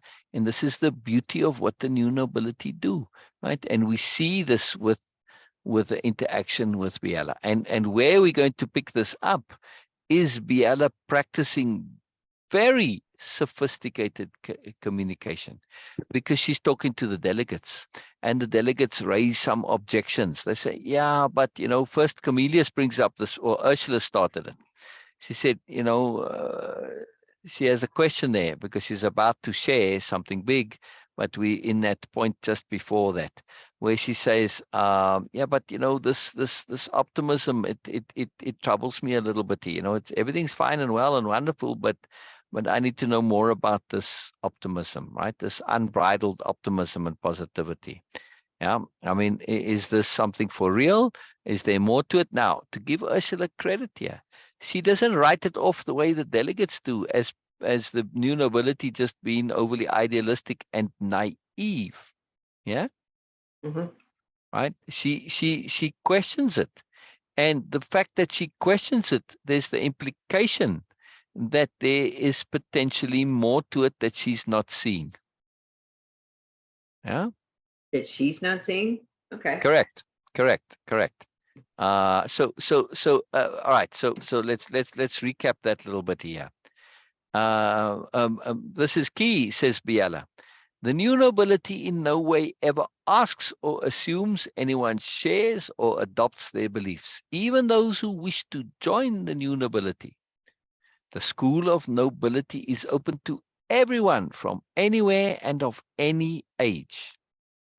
At that last comment, Ursula looked up sharply, a curious expression on her face. But, said Ursula, a deep frown on her face. Great, I love but, said Biella. That's where understanding is cemented. But Ursula began again, looking at the other delegates as she did so, pulling them in. But Ursula began again, looking at the other delegates as she did. But I'm concerned about the unbridled optimism I see here. I'm concerned about the unbridled optimism. Everywhere I go and everyone I meet is without fail optimistic and positive. It worries me. People on some worlds, she trails off. Her comments had drawn forth a reaction from the delegates. She's checking because she's concerned and worried. She's not assuming. She's checking. Yes, that is that openness to not assume we know. This is a profound point of moreness from Ursula, right? She doesn't just assume, because now let's hear what the others say. Brilliant. Ursula is thinking about solving a potential problem with and for the delegates. She's not only doing it for herself, but also doing so on behalf of delegates. Right? That's why she looks to them and draws them in. Yes, Comelius added, somewhat unrealistic. He too trailed off. It is concerning, a delegate agreed. Makes me question things. Seems like pessimism is a necessary ingredient in a realistic perspective of the way of the world. I think you may only be seeing what you want to. It doesn't seem to be the most optimum strategy for dealing with the real world. He emphasized the real. This is Ursula's understanding this, but she's assuming, or at least later we're going to hear, that Ursula kind of already knows that optimism, that positivity isn't naivety and foolhardiness. No, she already knows this, but she's bringing it up so that the delegates too can understand what she's come to understand. He emphasized the real, but not pessimism either, the nervy woman who had spoken up earlier said. That's no good either. Neither one is. What do you propose as the ideal attitude? Biella asked neutrally and with genuine interest. Realism. Yes, that's it. Just be real. All this other stuff, I don't know. Most of you are politicians, Biella said. And as such, you have to deal with real issues. Yes. Now, we are looking at this through the lens of Sher's article as to how it connects. Yes. This is about communication and genuine communication, connecting, right? That's how you started, genuine connecting. Look how she's genuinely connecting to their concerns, right? But she's not just making a speech here. She's asking, and she's the depth of her foresight here and extrapolation, and how she comes at it. She goes on a detour in order to really and truly communicate and therefore connect. Yeah. So we have exactly Sher's article being applied by Biella. Most of you are politicians, Biella said, and as such you have to deal with real issues. Yes. A ragged chorus of yeses from the delegates. In dealing with issues, you have to be present. You have to present the facts as they are, both the good and the bad. You can't exaggerate one over the other. Otherwise, you'd get into trouble under the accuracy guidelines. Yes. Now, all right. In our politics, they don't have accuracy guidelines, but this is the agglomeration, and politics is a different thing there. They have actually got accuracy guidelines. On this point, one of the laws that the new nobility recommends to the agglomeration, as on Nobelia is only one law, be appropriate. That's it. Very simple, right? But in the agglomeration, because not everybody there is taking things and thinking, you have to have a couple more. So one of the laws of the agglomeration for politicians is that the moment you start doing anything that puts you in the running for office, right? Even if you don't declare, I want to run office, but when you start doing things that potentially put you in the running for office, from that moment on, you are under oath. You're under oath, like in a court of law. So in other words, if you say things and make promises and later break them, you are held up for perjury. Yeah. And you get into serious trouble. Yeah. So you have to be real and genuine. Right now, you may genuinely misbelieve, but you really have to be able to then prove that you genuinely misbereaved. You can't say, well, I was ignorant. Well, if you're going to be a politician, you need to make an effort to know more. So that's a very lame excuse for a politician, right? So when you claim something, knowing that you can get into trouble if it's inaccurate, the onus is on you to go and research it. And if it turns out to be inaccurate and it was capable of research and you could have researched it, off to jail you go. No fines, you go to jail. That's it. You go to jail. You out of the running, no communication from James, you incommunicado, you just out of it. That's at the end of story, right? So this keeps the politicians honest, in other words, right? Because why not? Why would you not have a law that insists that politicians be honest and genuine and accurate? And this just applies to politicians. It applies to anybody in government service, right? So that's it. If you a public servant, you are under, a penalty of law to be honest, right? How is this not law? I don't know. It just makes no sense. But of course, the ones who make those laws are the BMNs and the who are manipulating, and they don't want this to be so, right? There's no genuine intent. In other words, anybody who genuinely is in public services, of course, this has to be so. I mean, I'm going to be genuine, right? So very powerful, right? So these are these accuracy guidelines. Just a little extra point here. So the delegates nodded a bit glumly. For some, those guidelines were harder to live with than for others. Our delegates here aren't all quite enlightened yet, right? Some of them are obviously still very much inside the superiority paradigm. Most of the issues you deal with have far more negative than positive to them. Otherwise, there wouldn't be issues needing attention. Yes, it's hard, another woman said. Mm-hmm. Your job is in convincing the electorate to agree with solution. This is as I see it, Biella says. Look at her caution there. This is as I see it. She's not saying this is how it is. That's two different things. This is how I see it, right? Biella said. You don't necessarily have to come up with the solutions yourselves, but you are the ones who have to sell the solution to your voters. Not the most flattering way to put it, but yes, that's essentially what we do. That's the big woman talking now. We don't know it yet, but it's her. And why do people vote for you? Biella asked, changing the text slightly. Because they believe in us, the woman said without hesitation. This is correct. Biella asked the delegates in general. Yes, they agreed. Believe in you, not believe you. I take it there's a substantial difference. Oh, yes, a huge difference, the woman said. They don't believe us easily. Distrust of politicians is almost a genetic trait by now, it seems. Whatever we say is almost automatically treated with skepticism. But if we can get people to believe in us, then they vote for us, right? Now, some of them aren't quite yet in the agglomeration, so those authenticity guidelines, they are something that came from the original dispersal, and they're out there, but they tend to be a little bit more or less watered down and applied in that, right? They don't quite have the full agglomeration logic yet, right? That's why the people are a bit skeptical still, because they're not that strictly applied.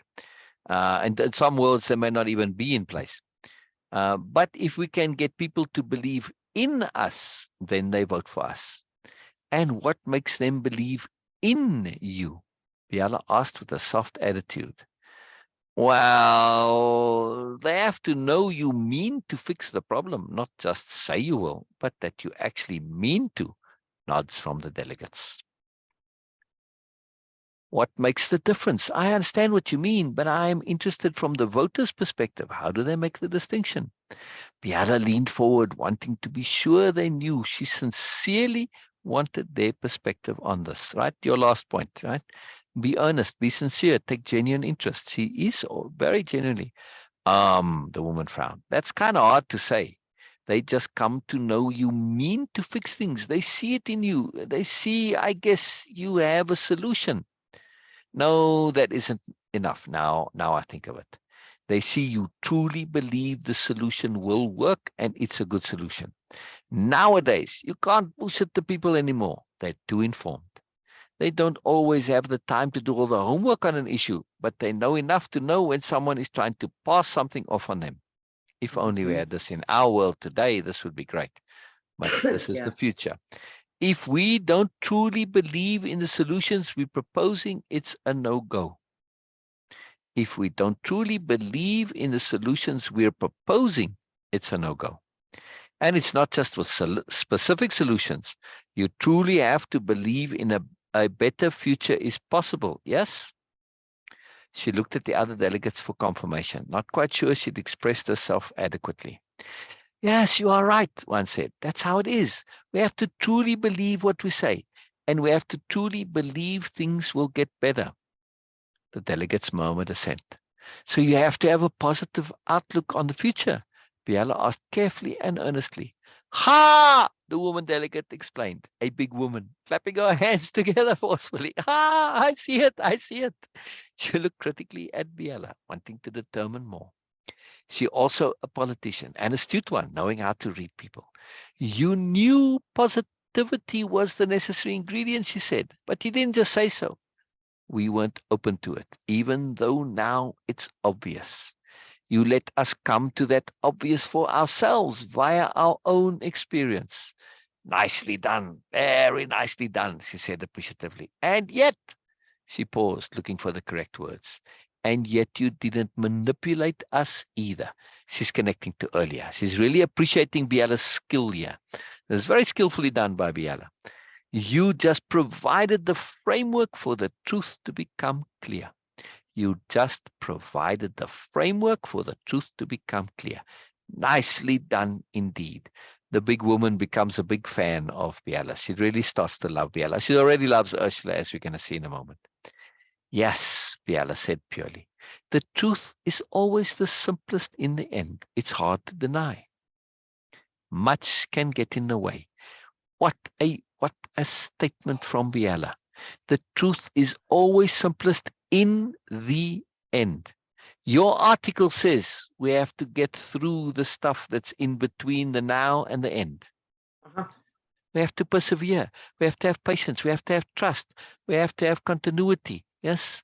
We have to have that earnest interest and desire to actually get to the end and know we are wading through stuff that has to get out of the way. Right? The truth, though, if we pursue it, it's hard to deny, but much can get in the way.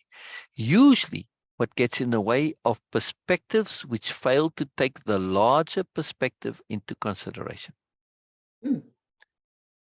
What a statement. What a profound statement. When we add this to your article, usually what gets in the way of perspective which fail to take the larger perspective into consideration. If we can only but remember this, boy, what a massive, massive addition to our communication skills. I want to add this. It is amazing. That really needs to be in there. Yeah. The serious trouble for the not on Nobelia, no, but the serious trouble, Norma, for the politicians on other worlds, because remember these are delegates from worlds looking to join the agglomeration.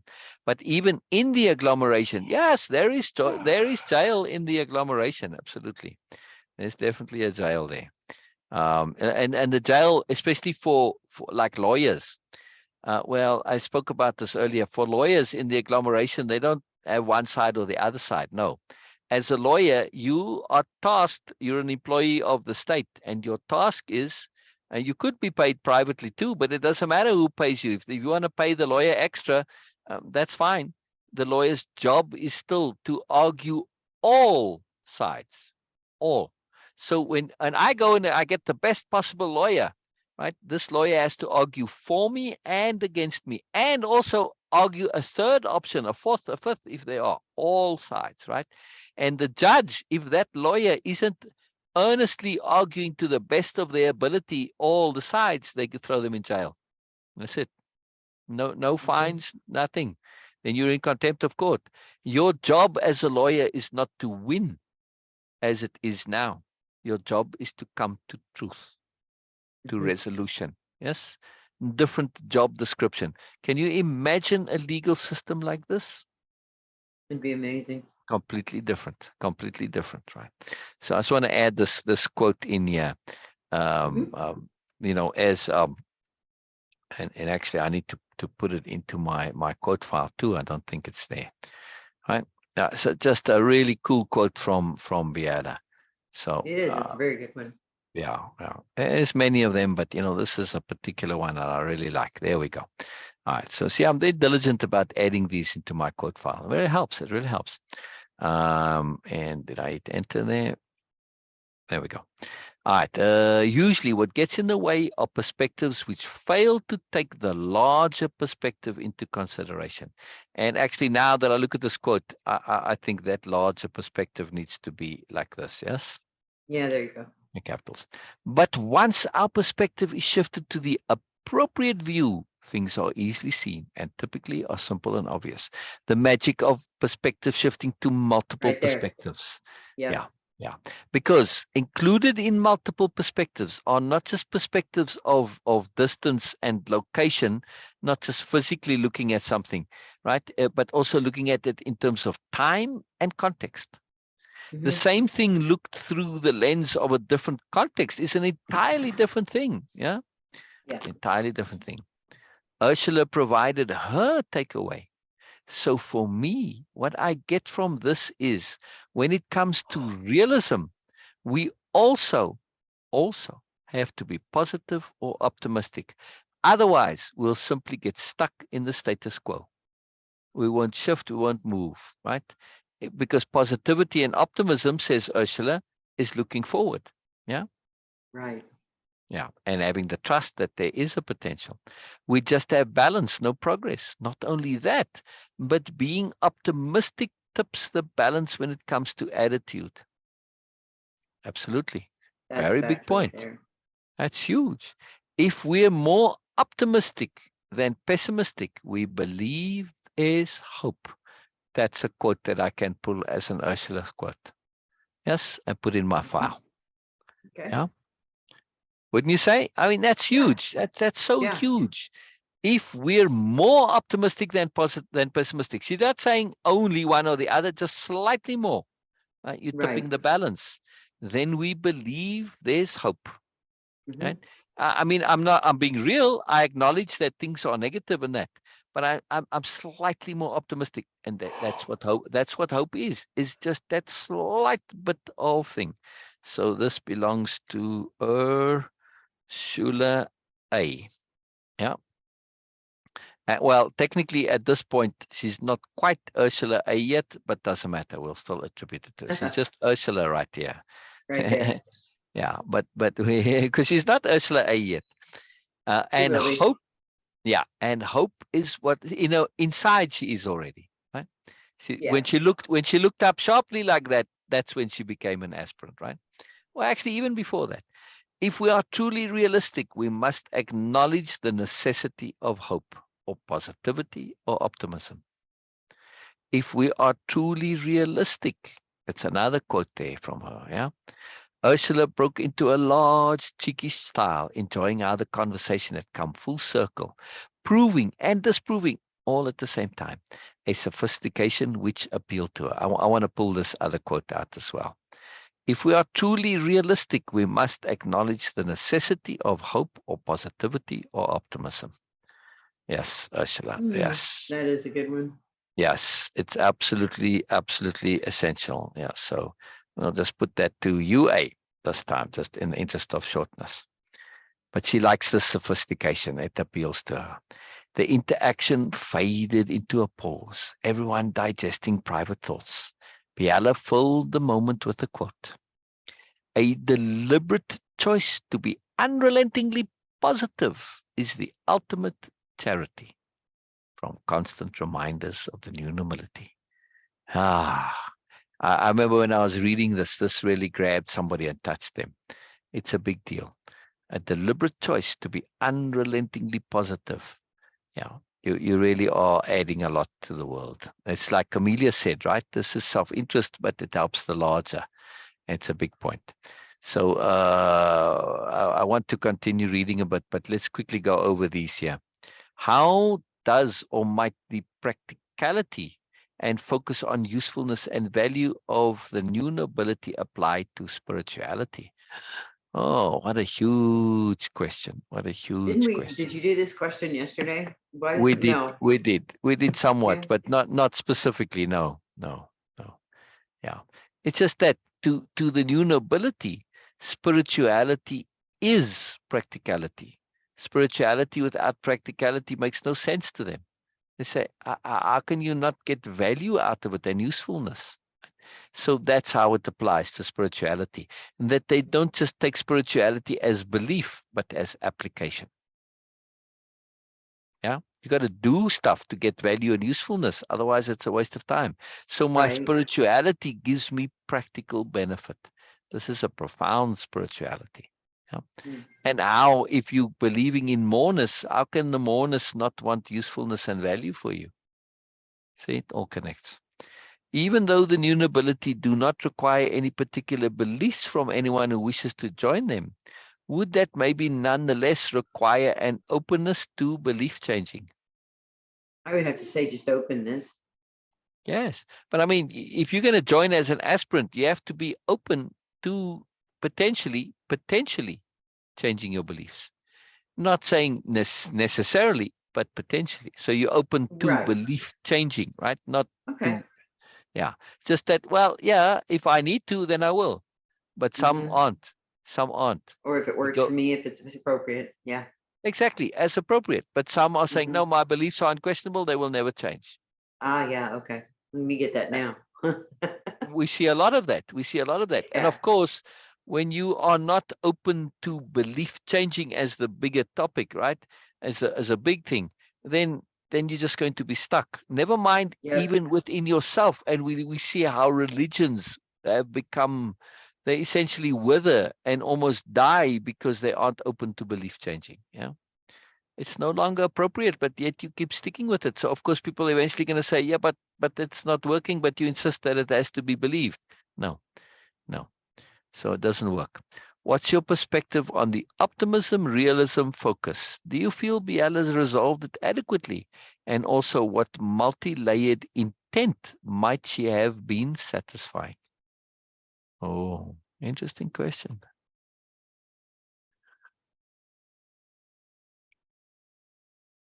I do feel she resolved it adequately. Also, what multi-layered intent she may have been satisfying. Well, a multi-layered intent is one of them is to show what it is to be new noble. So she was showing that care, that consideration, that diplomacy, that willingness to make effort, the kindness, the gentleness, the consideration. Yes? Okay. Yeah. What do you make of Ursula's takeaway, and what do you think of her tipped balance perspective? Well, we kind of shared that already. What all from your dictionary of power and likely Biella's did she use in her interaction which led to the conclusion in the debate? Okay, that's a long thing. Yeah, that'll be a long. That's a big one. Yeah, I mean, there's so much that she used. I mean, just there's tons of it there. So, all right, we'll leave that one for now. I would like to become a new noble, Ursula said suddenly. I want to be part of this. I want to get to the bottom of things and make a difference by living those truths. I can think of no higher calling than to live by example. I want to live that optimism. I'm trying to put into my voice Ursula's openness, her connection back to childlike, her awe, her wonder, her appreciation of moreness. Ursula has truly come to feel like a child. We're going to see this later on. So I'm trying to put that into my voice. It's difficult. The playfulness which had emerged in her leveraged that last bit of resistance. This is very key sentence here. The playfulness which had emerged in her had leveraged her last little bit of resistance, right? So, yeah, because look at Comelius. He sees the value, but he doesn't have that playfulness to get him into the child space to leverage that last bit of resistance. So he's still stuck in sobriety, adultness, which says, well, there's danger here, there's risk here, and whatever. He still froze.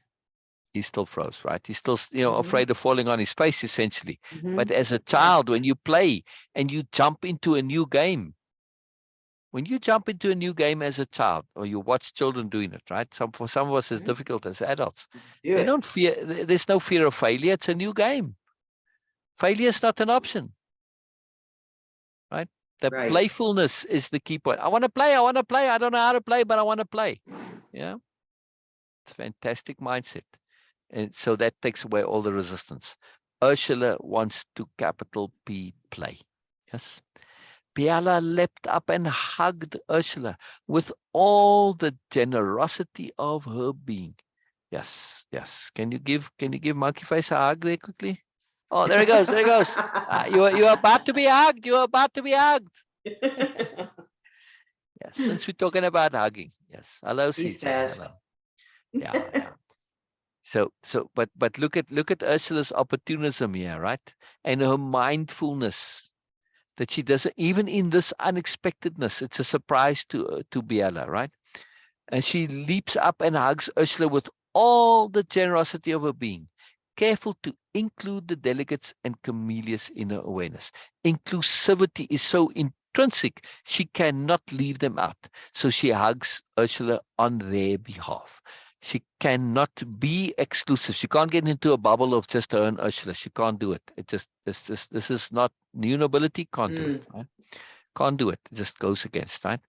She was in effect hugging Ursula for all of them, ensuring Ursula's declaration did not set her apart in any way. Again, an exquisite awareness of group dynamics.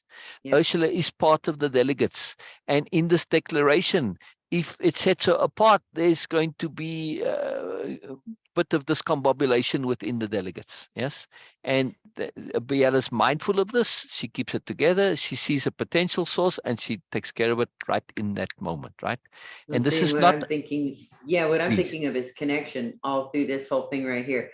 Had Biella not connected to anybody in that situation, the whole thing could have just fallen apart. Exactly. And in Ursula saying, "I want to be an aspirant," the entire delegation could have just broken apart, like you said there. Why? Because, well, are we all supposed to become aspirants? And this is not for me, and I don't want no part of this. And then they just assume, and off it goes. So absolutely. Plus, Biella and this, I want to just emphasize something here quickly. Good for Ursula, exactly. Yes, it is. That good for Ursula is an understatement. We are going to see how profound this is. And this difference, I was talking about this earlier with Janet, the difference between Comelius and Ursula and what tips that balance, that small shift is something I rarely see. And when I do, it is profound. Yes, it is something that Sher did and Beena did, and which very few do. Right? They see opportunity and they want more, but they don't act on it. They don't initiate. Yes, they need to be pushed. Yeah. Ursula initiates. Right now, I want to say, somebody could say, Biella leapt up and hugged Ursula with all the generosity of her being, careful to include the delegates and Comelius in her awareness. Actually, that my editing here to be precise. That's actually just there's no not even there's just a comma there, right? So, all right. Careful to include the delegates and Comelius. You might say, yeah, but Syl, this is you writing this after the fact. Is this realistic that somebody could have this awareness and that she was hugging Ursula on behalf of all of them? Yes, absolutely, it's realistic. Absolutely. This is not something that is, to me, something that I don't know for a fact is realistic. Yes, I do. So I just want to make this point that even though it may seem so, it isn't. Yes, there are some who can have such awareness and who are mindful. Why? Because things like inclusivity and maintaining your overall, your center column, as I like to call it, right? They have a clarity of intent. When that predominates, these things come automatically, right? You don't even think about it because you know what it is you are doing. And like you said, her intent is to show what the new nobility are. Her intent is to take care of the delegates. Anything that's going to potentially threaten this, she's going to immediately act on. This is potentially that. So it's automatic for her because she's clear about her intent. And she is living deliberately with deliberate awareness to start with. So it's Yes. not like she's just reacting. Remember, she's also anticipating, yes? And part of that same anticipation and extrapolation that the new nobility showed in the agglomeration, this is centuries later. She's been practicing this all her life. Yes. So even though what Ursula says is a surprise, it doesn't matter. In that very next moment, she immediately extrapolates what might happen. Immediately. It's simply built into her. It may only take 0.3 of a second, but that's enough, right? Where she can go in that moment where she stands up to hug. That's how long is that? That's a second or two.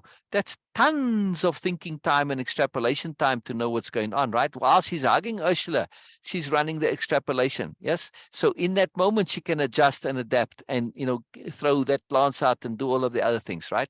For the positronic brain, a second is an eternity, to quote data, yes? Okay. A second is an eternity for the positronic brain. He was talking about, he's got a positronic brain, but a second can be an eternity, right? When we are practicing deliberate living and extrapolation, things come quickly. A second is a long, long time in thinking time. So this is very realistic. That's my point. Yes, it may seem improbable, but it's still realistic. Yes, it doesn't happen often. Yes, but simply because it doesn't happen often doesn't make it unrealistic, right? It's just unusual and exceptional. Absolutely. Biella adjusted her delight at the decision. So it was as if Ursula had asked to join the new nobility on behalf of the delegates. Biella was being opportunistic, an integral part of the way of awareness. One made use of what the universe brought. So Biella, in that moment, because she's practiced paying attention to anomalies, Ursula saying she wants to be an aspirant is an anomaly. So immediately, it's not only about Ursula to Biella. It is about moreness because it's an anomaly. An anomaly is always about moreness, right? So that's bigger picture. So the fact that she was surprised put her brain into moreness perception, into overall awareness, looking at the bigger picture. Yes, immediately. See what I'm saying? It's part of her habit of being. So it's not like she's, some genius whiz. No, she's just trained. It's an anomaly. Immediately you go bigger picture, right? So she's being opportunistic to include them all, as if Ursula had asked to join the new nobility on behalf of the delegates. Wow, a stroke of genius here by Biella. I mean, she is being opportunistic. This is her strategy. She's an expert at strategy, right? One made use of what the universe brought as part of that way of awareness. With a bit more associating, Ursula would become their new noble.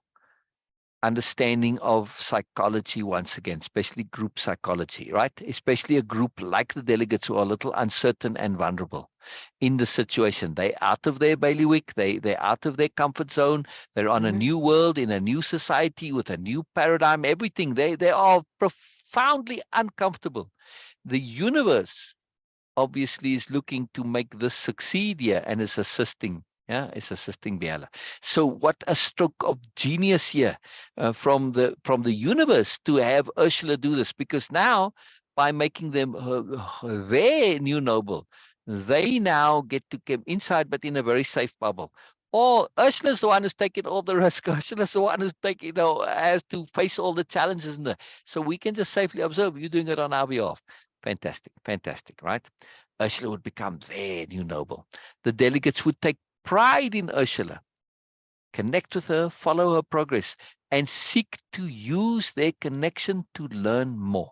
So in this one stroke of connecting Ursula as their new noble on their behalf, Biella has given them an opening for their psychologies to be able to reach out safely through Ursula, learn via Ursula. They're not putting themselves on the line, right? They're not asking a question to say, well, look how stupid I am. No, Ursula's theirs. So she can say, well, Ursula, but can you check how do they do this? It's very safe for them, very safe for them. Right. Magical opportunity, magical opportunities. And they would now be comfortable with the new nobility. The new nobility are no longer a threat. Now that one of them had joined, and Ursula is the foremost of them. I mean, this they had already acknowledged they love her, but she was never arrogant. So she's like the ideal one for this, right? Biella makes sure it was also something Ursula was happy about. And here we get to Biella's sophisticated ethics. Yes, she's now done this and to include Ursula and make Ursula theirs, but she can't just do it on her own. She has to make sure that Ursula is okay with this, being their representative, right? Because otherwise she's essentially going to be manipulating Ursula, yes? So she has to check. She's being opportunistic, but she has to check. We would be most pleased and eager to have you, Biella said, making the you a plural you, further join them all in. We, she's making the whole group. We would, I mean, again, simple things like, if your intent is this, you don't consciously do it, but if you mean we, your hands are going to go like we, you see, as opposed to I. You see, your hands go differently. Right. Very, very subtle stuff, right? So by sharing that, it's very, very subtle how it works, right? She draws them in. As part of the task I have been assigned, she doesn't elaborate what the task is, but it's by implication the task of taking care of you, sharing, talking to you, right? I now assign you to be the spokesperson and communicator from and with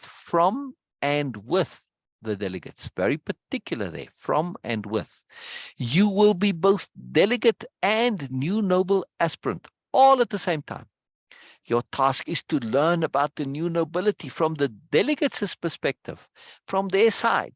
Biella inserted side deliberately, but without overt emphasis. I must read that again. Your task is to learn about the new nobility from the delegates' perspective, from their side. Biella inserted side deliberately without emphasis, almost as a default expression. And to communicate as much as you can what you learn while the delegates are still here, and also to maintain a connection with the delegates into the future.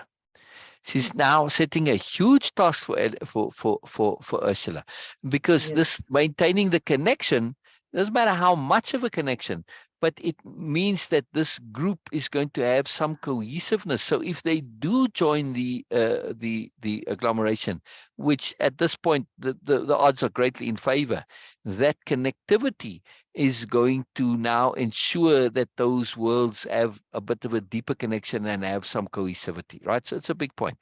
But also, this is the universe coming out via Biella, as we are going to see. And that last sentence there is a big point that she puts on Ursula. But in the bigger story arc, this is a little tiny thing that somebody way later is going to say, oh, now it really significantly matters. So yeah, it's a bit of a mystery there for later, right? It's a very, very magical little point. But again, we don't know it now. We're only going to see it in retrospect. Is this scoot? All right. So we're just going to wrap it up now. Is this agreeable, Ursula? Agreeable, not accept. We just go through this where she gets the confirmation from Ursula. And Ursula says, yes, it's good for her. And then she teases the big woman, right, where she says, is this agreeable for you? Ursula adopted a dubious expression, surveying the delegates with a critical eye.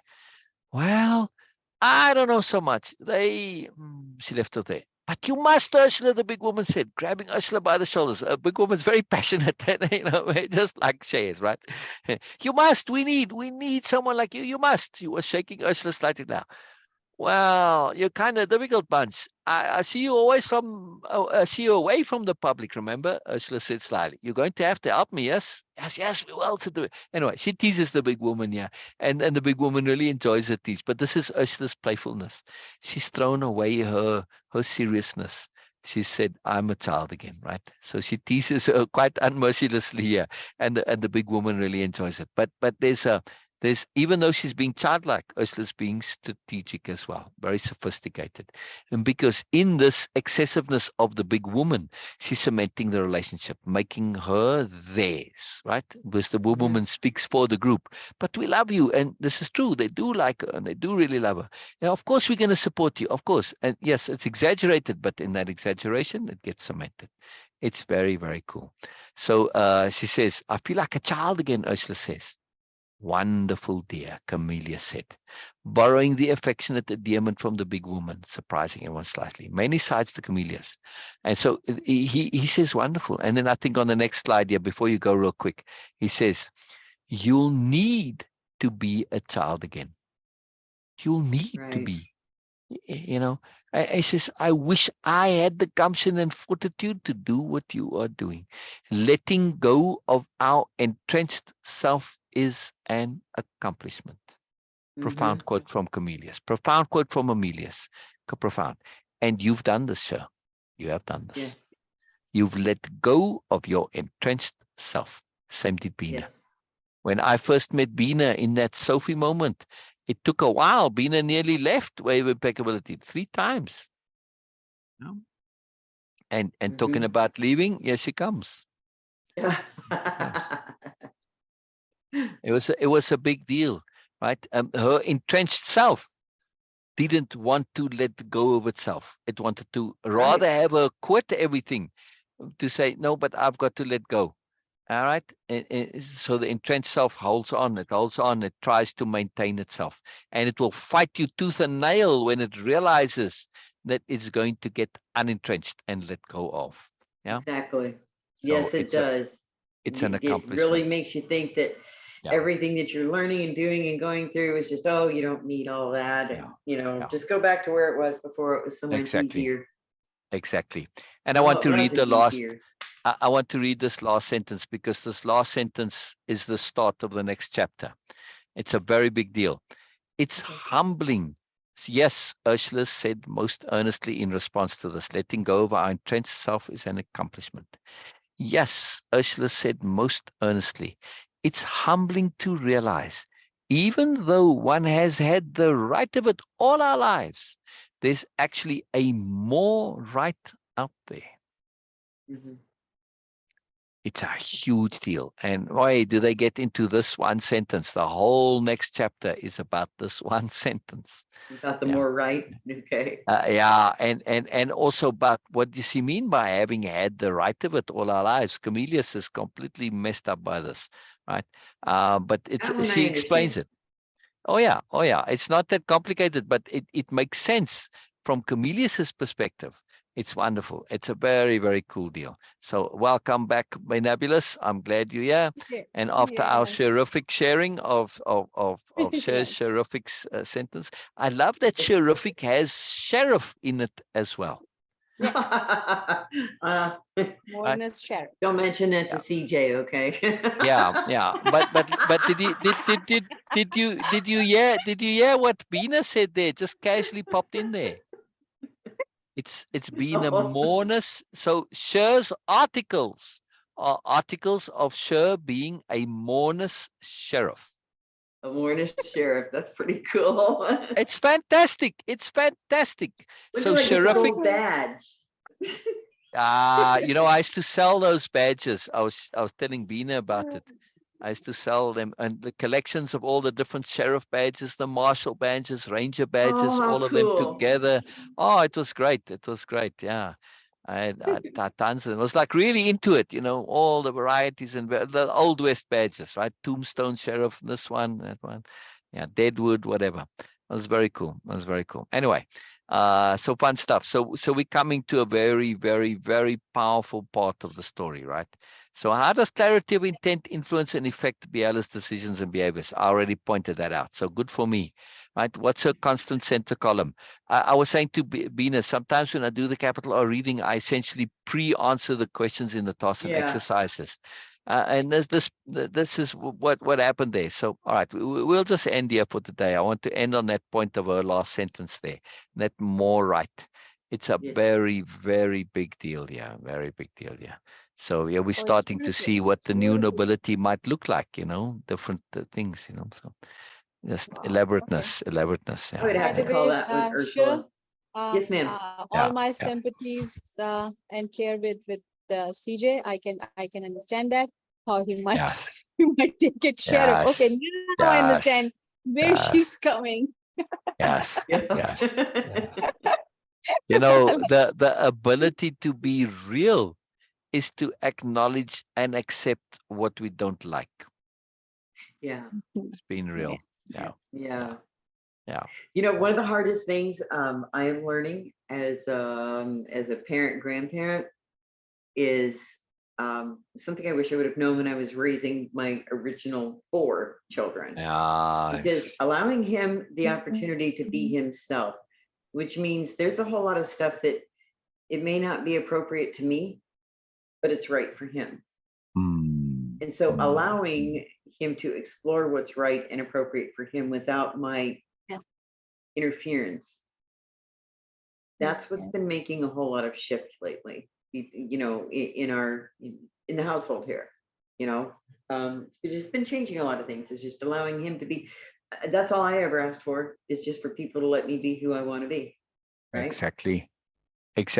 Not only who you want to be, but who you need to be. Yeah. So it's important. I mean, it's like, how arrogant of adults to think that we know what any child should be, ought to be, will be, etc. Exactly. He only knows. He doesn't even really know. Precisely. Did he changes his career choices every day, his passions, his likes? Yeah. It is what it is. Yeah. Our job is not to say what, but our job is to provide choices. And our job is to provide the ability to choose, because even though our job is to provide choices, we know we can't provide them all.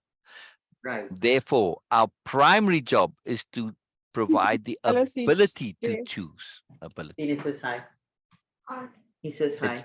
Hello, CJ. Hello.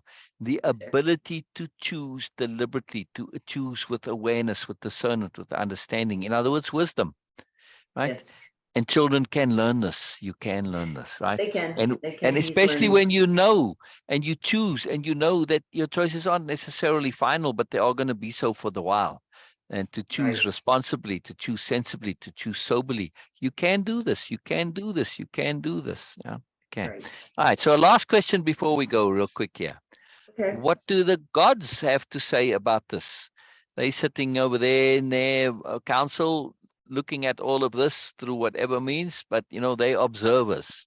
They observe us. Now, what do they have to say about this point of Ursula and Comelius and the delegates and Biella?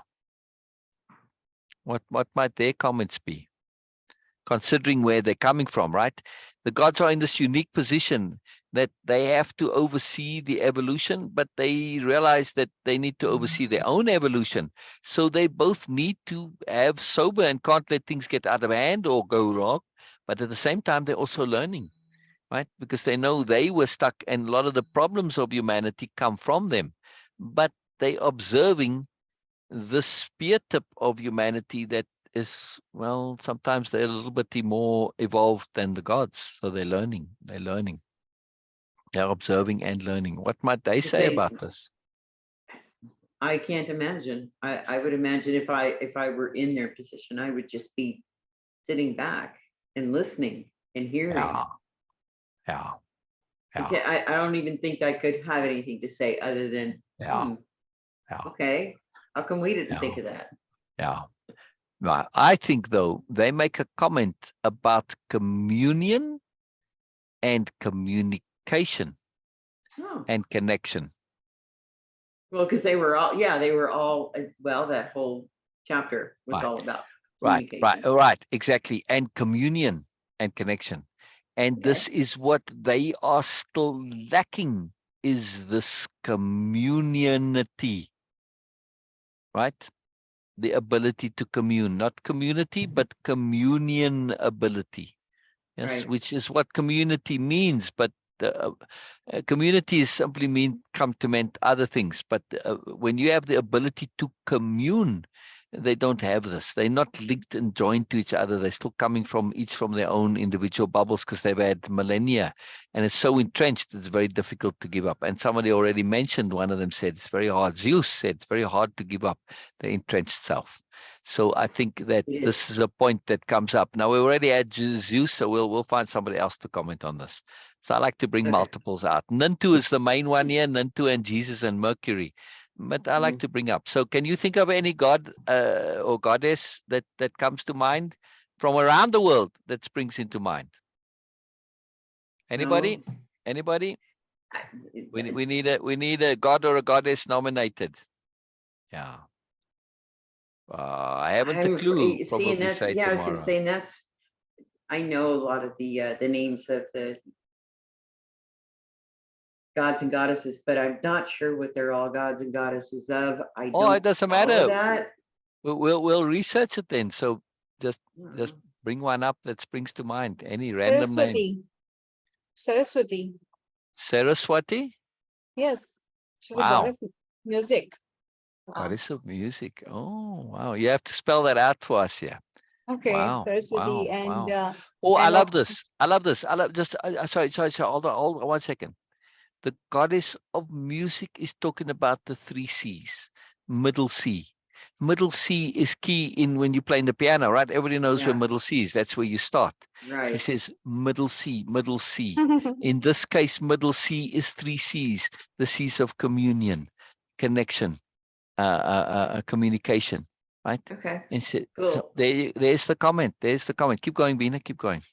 Yeah, they say that, okay, when someone, because it's in Hindu god system. I don't know how to Yes, others other than this, because they have a Yes. system, Yes. god of Yeah. and I know who goddesses. you're talking about, Saraswati. Yes, so the Saraswati is the goddess of music, and they say that when someone is like really have this skill of singing like divine, they say that now you have Vardhan of Saraswati. Vardhan means the gift or the blessing from Saraswati. Ah, Yes, nice. yes, and then she It's So, is. it's spelled just like it sounds. and she's going to say, I hear Biella singing. What do you mean? Mm. They don't even ask it because they get it, and then we'll through their reaction, Jesus and Mercury nod, and then two grins, smile or smiles beautifully, right?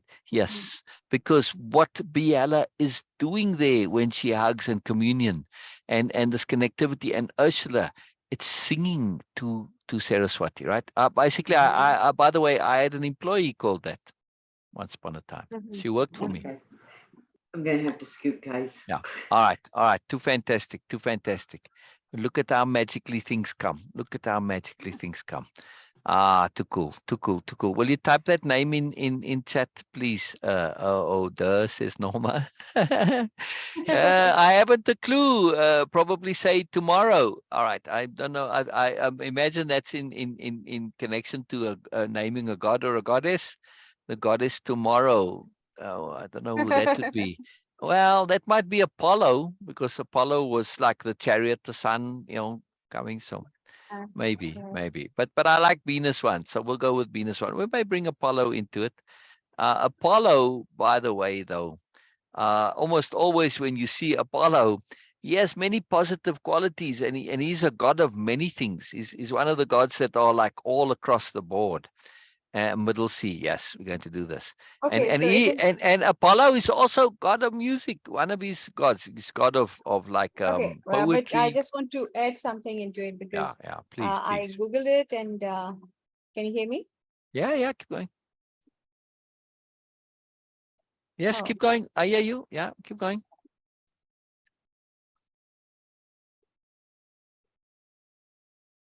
What happened? Did I stop talking? No, keep going, Beena. Keep going. Oh, you muted. No, were you?